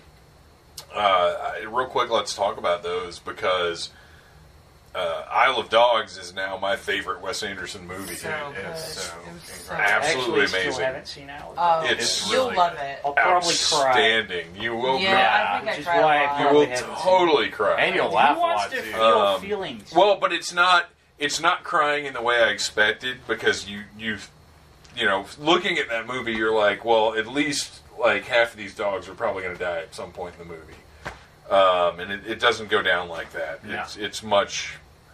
No, it's pretty much more heartwarming. uplifting Yeah. than I expected it to be. And Fantastic Mr. Fox is just like I don't even know. It's almost like a heist movie with Anderson's family weirdness and visually just that incredible that stop motion. It's so great, engaging. too. Like something about the stop motion with the animals and like the little hairs on them and everything. Yeah. Like there's something about it. It's like its own style of stop motion that doesn't look like anything else. But that paired with like Wes Anderson's style. Oh yeah. Well, and also George Clooney. Yeah, and Willem Dafoe. He's the rat. Yeah. Yeah, he's great in that. But I think something like that. That's why I love animation and different mediums like that so much. Is because with Wes Anderson's films, he has this tone and this style that, as you said the first time we were going through, you had a buddy that just couldn't get on board with it. Yeah.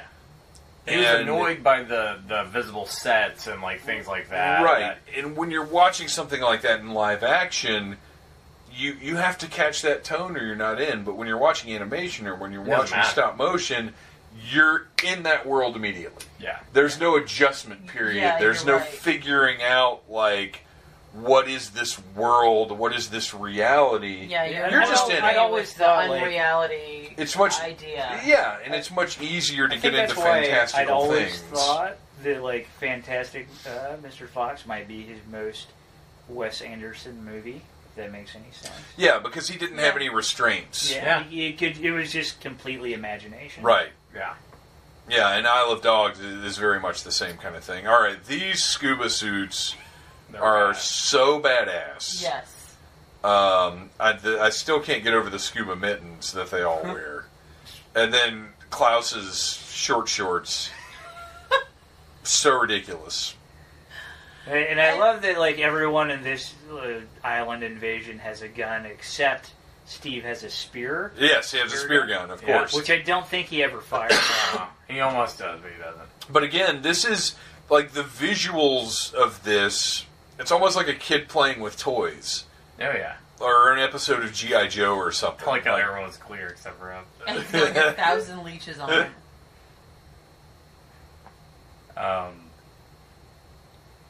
Yeah, and the one guy, like, it looks like he's wearing, like, a weird, like, hat, but it's just his Yeah, mask. what is it? It's just his mask up He over went his head. up instead of Yeah. just pulling it back like a Right, hood. right. So it looks like he's wearing some weird like hat that you get at Six Flags Yeah. for like popping some shit with a dart. Yeah, yeah. It took me a minute. I was like, what the fuck kind of cat in the hat bullshit is that? And then I was like, oh, it's his hood. And then for some reason, Owen Wilson has on... Oh, it's probably because of his gigantic penis. Yeah, he's got on, like, a diaper. Yeah, he has on... It's a scuba suit, like, you know how ladies in James Bond movies... It's like a dance belt. Well, no. No, In it's Bond like- movies, Bond is wearing what, like, Bill Murray is wearing. Yeah. But the lady is wearing something with no legs. Yeah. Like, it's like a one-piece swimsuit with sleeves. And Owen Wilson has that on top of leggings. Yeah. It's Oh to yeah, hide I his guess it was. I giant thought dick. it was just like a No, loincloth it's piece like that went a- over his. But suit. I think it's double reinforced to keep his massive penis under control. He needs to put a little bit more material between that thing and the world. Probably. I mean, it's pretty gnarly. It's a monolith.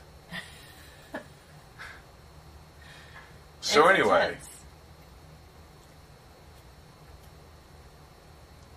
There's been a lot of penis talk on this one, which honestly is not abnormal. well, usually we're talking about titties. Yeah. That's true.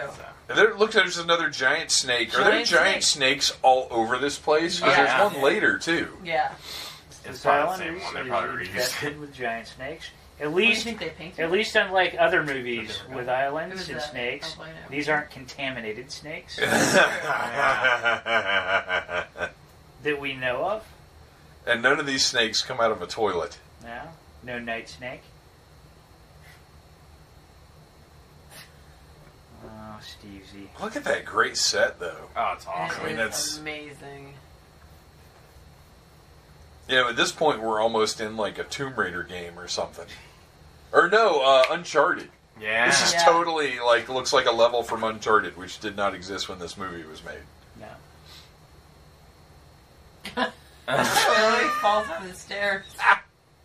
That part's like, I don't know, this part's like, it's hilarious. It's also just like the saddest part Yeah. of the movie. Yeah.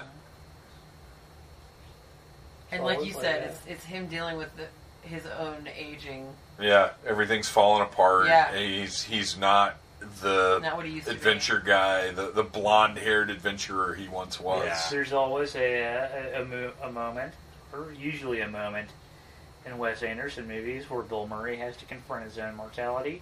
Yeah. In Moonrise Kingdom, it's when his daughter's gone missing and he shows up the next morning just in pajama pants with an axe and says, I'm going to go chop down a tree. Yeah. I actually haven't seen Moonrise Kingdom. Oh, shit, we should watch it. Yeah. It's not my favorite, but it is really good. It's off in a way. and I don't know what it is. It's Bruce Willis. good. It's Bruce Willis' fault. Just kidding. Well, no, you might be right, but there's I'd have to watch it again. I haven't watched there's it. There's something about Moonrise Kingdom that Actually, I felt saw that one in the theater. different to me. I took my mom to see Edward it. Norton. Do it all off. Ed Norton's awesome. Yeah, he's great. Yeah. But I do finally have to admit that Ruffalo's the better Bruce Banner. No, I agree with that. I for a long time... Yeah, but I don't think it's because of Edward Norton. I think it's because of writing and direction. No, I think it's Edward Norton. Really? Edward Norton is like... Mark Ruffalo is relatable as a human in a way that Edward Norton is not. Yeah. Yeah. Yeah, I can see that. You got me. Edward Norton's a great actor, but he's not one of us. Yeah. Mark Ruffalo feels very one of You're us. right. He's very... Mark Ruffalo's got an everyman quality. Too. Yeah. Yeah. And I love Professor Hulk. People can go to hell. Oh yeah, that was I've heard great. a lot I of was good that was another one of those things where I was shocked that people had a problem with I know. Yeah, I thought he was That was fine. like the number I thought one it was complaint nice. I've heard. Which I'm also like, yeah, I mean, that's also canon to the comics. I mean, they did kill the entire Hennessey crew except for Alistair, but they buried them.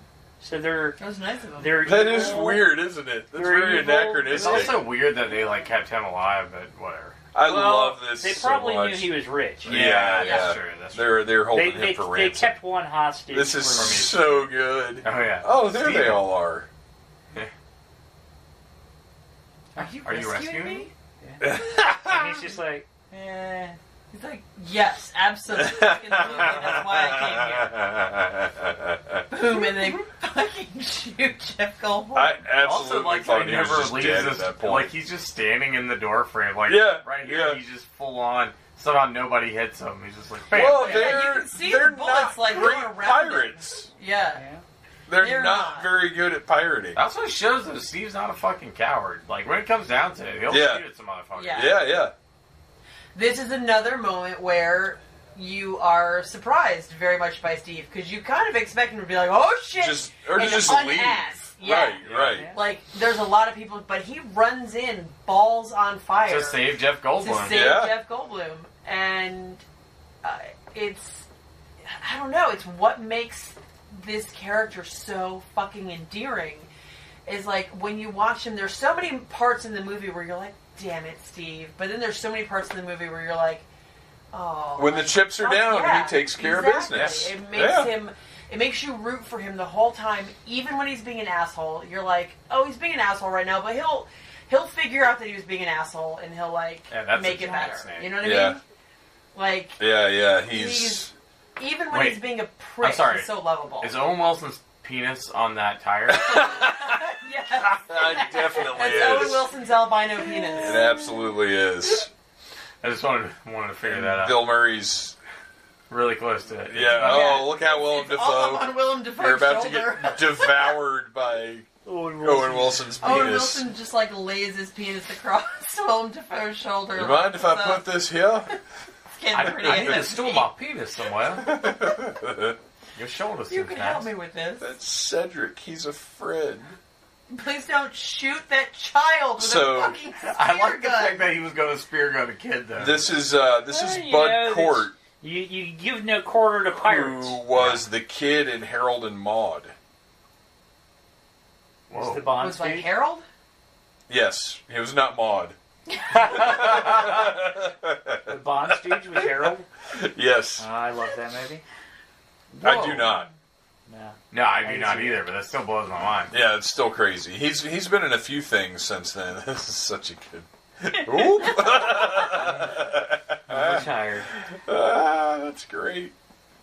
And then they keep the safe with them, like, Yeah, if you throw that overboard, you can probably go faster. yeah. Yeah. They probably could have gone back for Cody.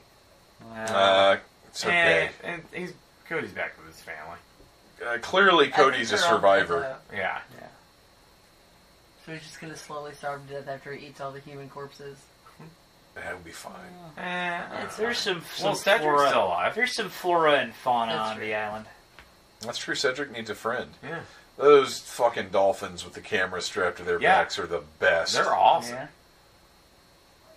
apparently really well trained too. To just have some Yeah. dolphins on set all the time. Well, and again, that's another aspect of, like, to a certain extent, Zissou does know what he's doing. Yeah, exactly. Like, if he was just a shitbag, he Yeah. wouldn't have these dolphins with cameras on their backs. Yeah. Or is that Eleanor? Or they, well, right, yeah. You But know, he's the Zissou. She's the brains. He's the Zissou. you know, that was a good line too. You don't bag Angelica Houston by being a complete schmuck. Yeah. This is true, yeah. And lose her and win her back. And I feel like he's lost her and won her back like 17 times. Oh, yeah. Right, Sure. that's probably Yeah. accurate. Right, Yeah. Like, that's their thing, you know? Like, they're sort of forever Let's take this entangled, word but out. always getting fucked up. Whirlybird. That's the term Yeah. for that kind of helicopter. It's a whirlybird. Obviously. Yeah, this is where Ned stands up for himself. He's like, Steve needed that. Oh. Yeah. Right, ho? Right, ho? I don't think the subtitles quite conveyed Yeah. the right context there. It's like, did you just call me a hoe? I like that he gets the, like, upgrade suit here. I guess that's the pilot suit. And where did it come from? Don't worry about that. They're incredibly well prepared on. I mean, they got a lot of room on that ship. They have a helicopter. They gotta have flight suits. That's a good point. Yeah. They also, it was earlier, I forgot to mention it, but they do a really cool shot where it's like a POV of it landing on the helicopter pad, and then as soon as it lands, it cuts to them on the boat with the helicopter behind them, and it's just like a really cool, like, line of motion where it just never stops. It's like helicopter to boat to land, like in like one scene. It's like really cool. Well, Anderson's editing, and I don't know if he does it himself or if he's got an editor, but it's So good. incredible. Well, and a lot of it's in Everything is- camera too, like that zoom right Yeah. there. Oh yeah. The cinematography of, I mean, this movie in particular, but like all Wes Anderson movies are phenomenal. Every shot is so intentional. And well thought Yeah. out. You know? Yeah. Well thought out. I mean, it's not just like, oh, that looks okay. No, it's all very, precise. I also wonder about the amount of ADR that they had to do with so much shooting on the ocean and outdoors. Yeah. And Yeah, a for sure. helicopter. Because there are a couple of spots where you can sort of catch that the lines were recorded in a studio. Oh yeah. And I wonder if that goes back to the certain level of artificiality that they're not worried about. Yeah. Kentucky Zissou fly. Oh, that's great. Yes, you ever wish you could breathe underwater?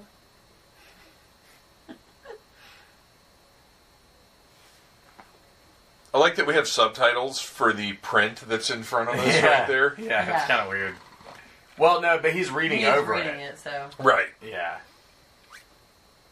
Because it would be odd for it to just be in the movie, like, everyone read along now. Fluorescent snapper. See, and again, that goes back to the ice ferret or whatever it was, ice mongoose. Like nothing. Everything. Like there are in all this these world fantastical, is familiar but different. Right, right. There's literally You like can tell, hummingbird like, it's- fish later. Always not quite the same universe you're I living love in. that. Yeah.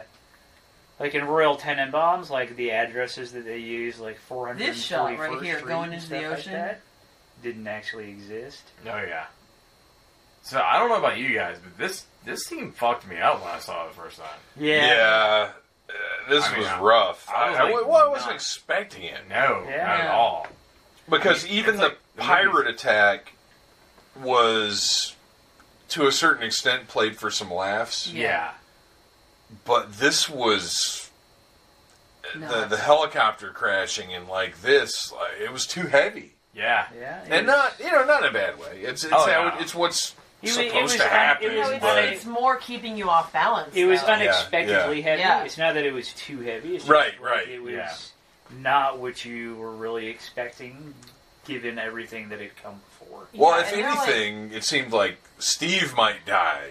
Right? Yeah. Yeah. That's kind of what it seemed like it was leading Ned. up to. But they're like chilling in the helicopter, and and then all of a sudden they do that amazing shot They're where about just to find the shark. plummeting, and you see Steve's feet, and then you just see ocean. It's not often You know? that you're at like the main part of the movie. Like, this is what they're there to do, is find the shark, and then one of the main characters just dies, but from just a freak accident. Yeah. Well, it wasn't that freak of an accident because fucking Steve said that they haven't serviced the fucking. Right. But you're right. It's, if he had died like directly related to like the jaguar shark or something like that, it would have been more standard storytelling. Yeah.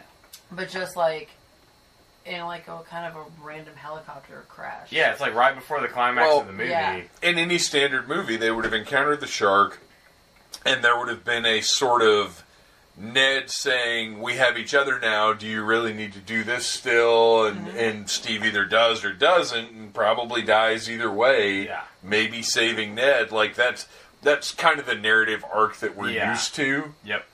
But instead, we get this, which is wild. An interesting choice. Yeah, and like you said, like right before the climax. Yeah. As Yeah. opposed to in the climax of the movie. Yeah. Yeah, it's not often that you have like a funeral before the climax of a movie. Well, and also it doesn't end here. No.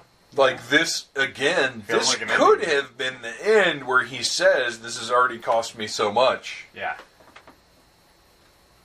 I do kind of like that they just dump him the fuck Yeah. over the side. They're just like, oh, this is really heavy. But I think it's all to get And that the- awesome shot of the coffin with the flag. It Well, looks so great. and the Kentucky Air showed Yeah. up for Yes. this. But this looks so cool with the coffin and the flag. Yeah.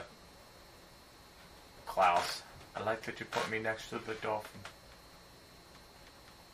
Oh, Klaus. and Angelica Houston, who we really haven't talked about, but she is She's great. fabulous. She's always great, though. Yeah. She always is. And you can just tell she holds the team together for sure. Yeah, she's the one, like, solid, sane person. And it's funny because Steve's like, oh, she grew up rich and she's this and she's that. But, like, she really is the only, like, sane, solid one in the entire group. Yeah. Or, like, this not just, like, wacky. Yeah, she's a little distant, but she is the most, the least quirky. She's got her shit together more than most. How did you get my espresso machine? Well, we fucking stole it, Stole man. it, man.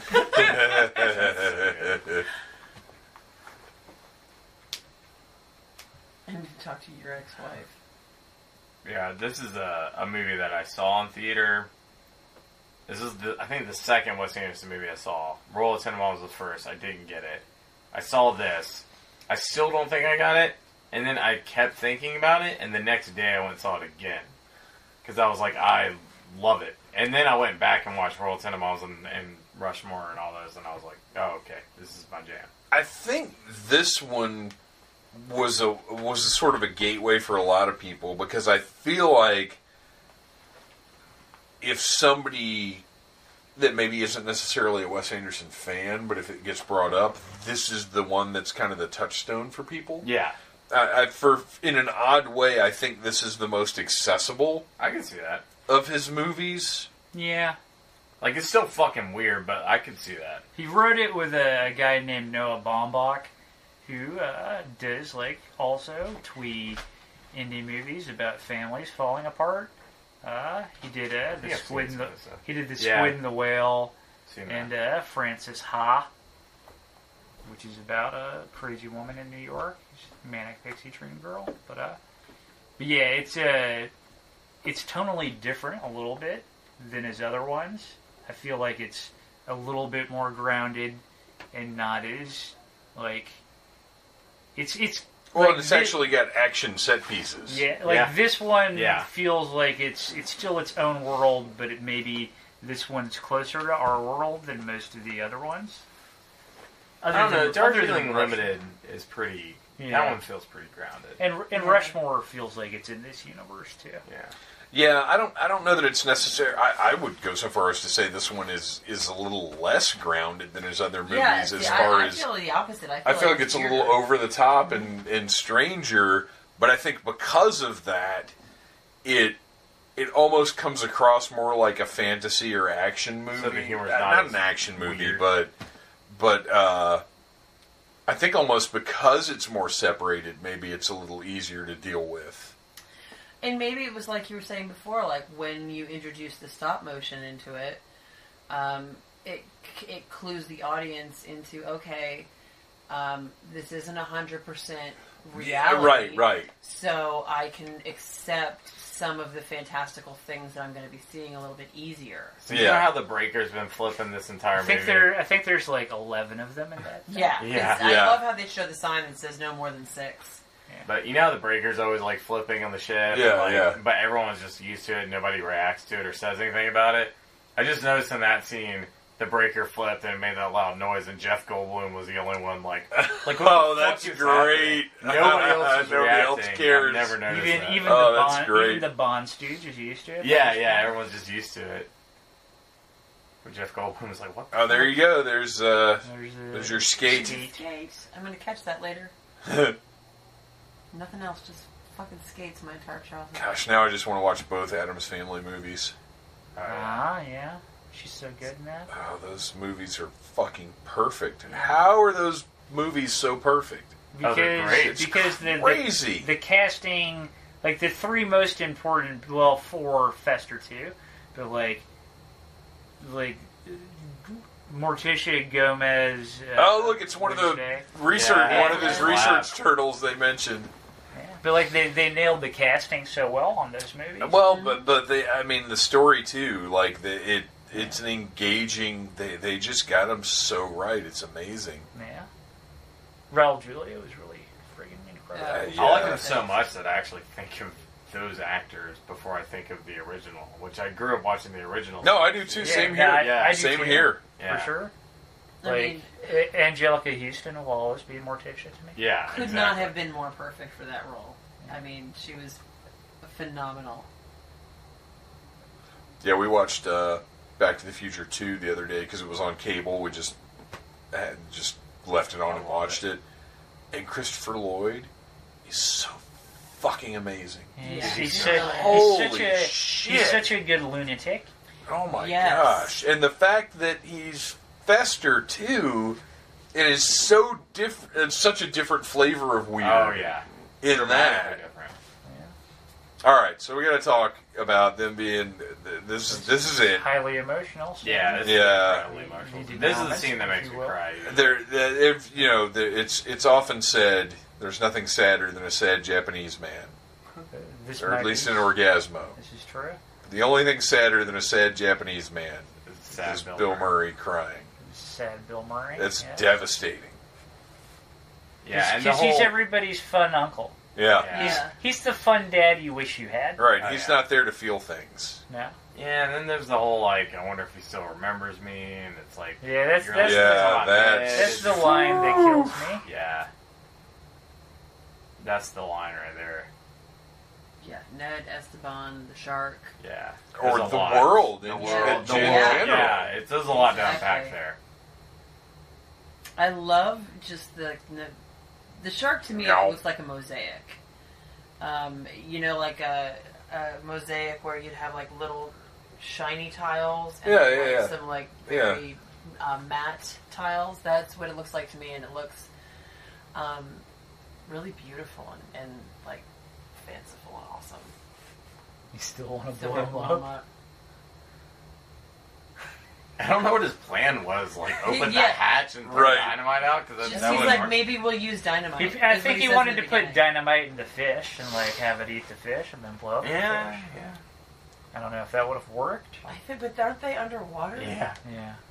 Like, I mean, maybe there's like water dynamite. I almost said space dynamite, which I think would work anyways, but...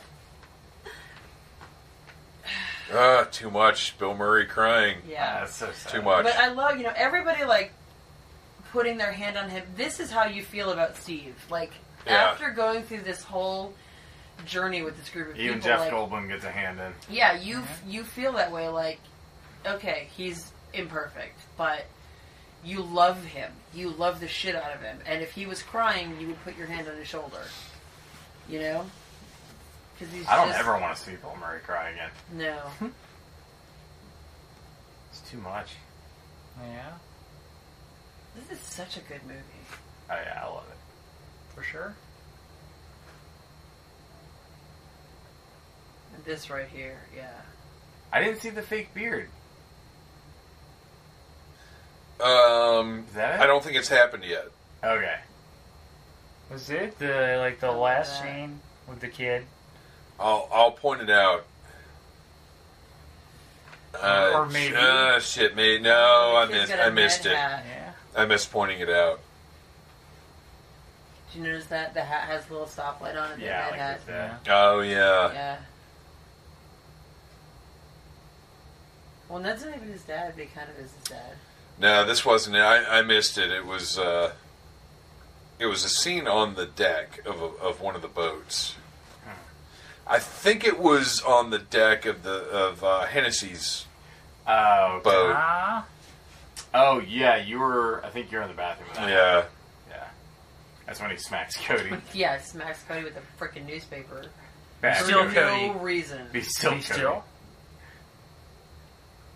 Look at those socks. God. Yikes. All right. We're bringing it home. Indeed. Let's final thoughts about the Life Aquatic with Steve Zissou. Let's start with Battle Cougar. I don't know. I've had like a lot of thoughts through this whole thing. This movie is perfect. Honestly, it's like flawless. It makes you feel all of the feelings. It's like it's so well shot. It's so visually amazing and fantastic, and then the story's so great, and every performance is flawless. Like, I can't think of any negative shit to say about this movie. I love it. I had not seen it until we got together, and he was like, told me this was his favorite movie, and we watched it together, and like, it fucked me up. Like, I'm like sobbing, and I'm like, I love this movie so much, and I can't believe that this is like, I haven't seen this movie yet, like all the things. I felt like I watching this movie got closer to him being Ryan, not Wes Anderson. Not Bill Murray. And all I of feel that closer as well. to Bill Murray. I feel closer to Owen Wilson's penis. Yeah, I did not realize that Owen Wilson had a giant. Due fucking to its penis massive that's on it. size, none of us are very far Yeah, away from nobody's it. safe. And that's probably how he dies in the movie. He probably had a wound to that gigantic penis. And all his blood And just it's whoosh. bled out That shit'll like bleed out. instantly You gotta- from that. I mean, that'll happen with gotta a giant penis. Not just protect your neck. Protect your dick neck as well. That's right. Arian, what's your... To echo Mr. Little Gene in Rushmore when asked about Max Fisher's last play, best play ever. So there you go. This, for me, kind of reinforced, because I never watched Rushmore, like I said. I just thought it looked so full of itself. And it is. And it is, but in an okay way. And we have to point out here that this is basically the exact same ending as Buckaroo Banzai. Indeed. Up to and including Jeff Goldblum being part of it. But this was the movie where I was like, okay, this Wes Anderson guy knows what he's doing. Like, I like his style. I like the way he tells stories. I'm into it. And he casts people that are capable of inhabiting his weird worlds completely. Like, they dive into these movies. They get what he's trying to do. Yeah. No pun intended. But like they are 100% into his weirdness. Yeah. And this one, like I said, I think it's in a weird way his most accessible one, even though it may be sort of his weirdest one. But it's just great. I love it. And of course, Ryan, this was your choice. This was your pick. What are your... Send us out. I love it. I think it's a great movie. It's one of those movies I'll watch if I'm feeling happy, if I'm feeling sad. Like, it's like one of those, it's just like a comforting movie to watch. And I watch it, I mean, at least once a year, sometimes like 3 times a year. I just really dig it. And I think because it brings you through that whole cycle of emotions. Yeah. Yeah, it's just, I don't know. It's just like one of those movies I just can't get tired of. All right, well, let's go around. Arian, where can we find you online? What are you up to? You can, if you want to see pictures of pets and food and stupid memes, you can follow me at Such a Lazy Man on Instagram. And it's weird, I actually have a thing I'm doing, but it will be way before. It's in like 2 days, which like in your So we time, missed it. Yeah, we missed it. So if you wanted to see me be part of a dramatic reenactment of conversations where women receive unsolicited dick pics, you missed your chance. Sorry. Damn. Yeah, double damn. Yeah. Battle Cougar, where can we find you online? What are you up to? You can find me at Battle Cougar on Instagram. I am up to my asshole and wedding stuff right now. Which is not where you want to be with anything.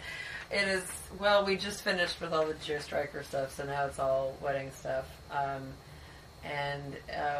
In about 10 days, we will get married and then fly halfway around the world to eat exotic bugs. And discover secret penises.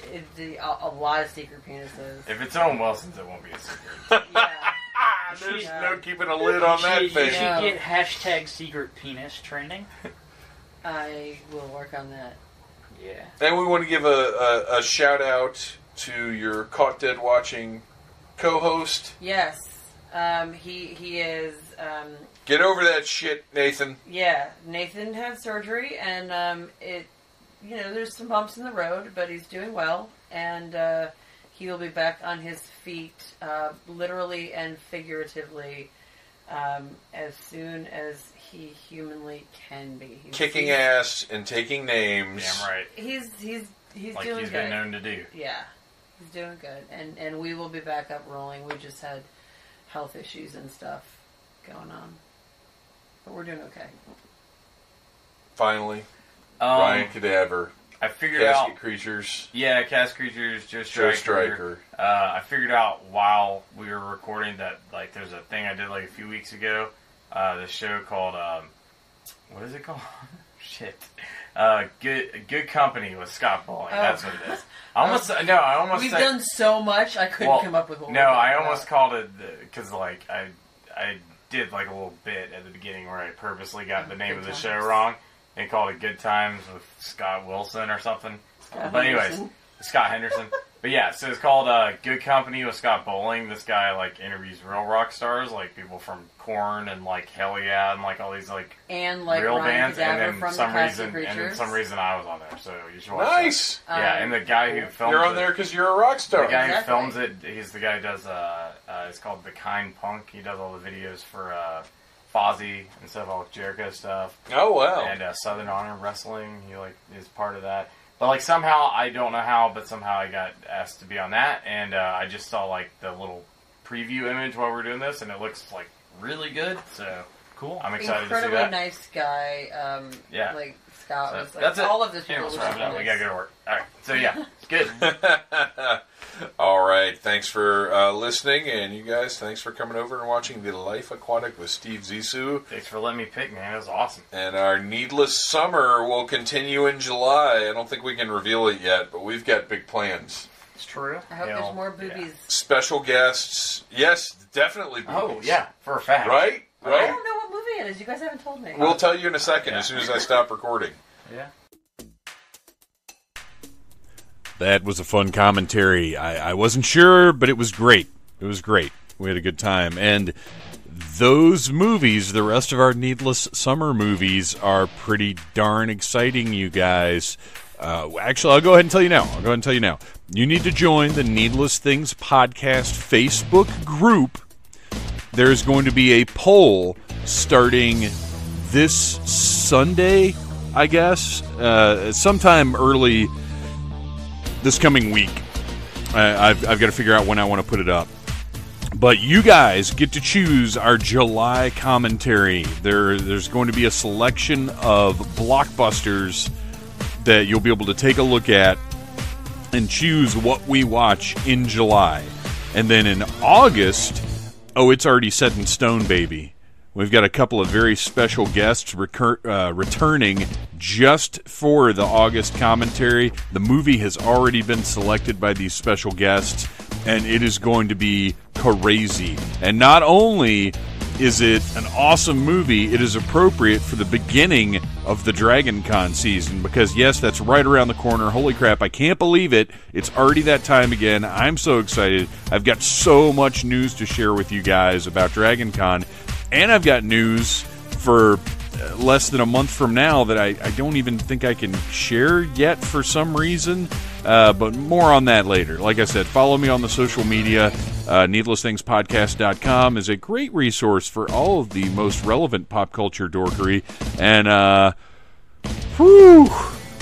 I wish I had a little something extra to put over. You know what? I'll put them over again.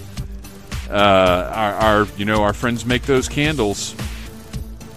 And you want to go check them out, Theme Park Alchemy. We love them, and I love you guys.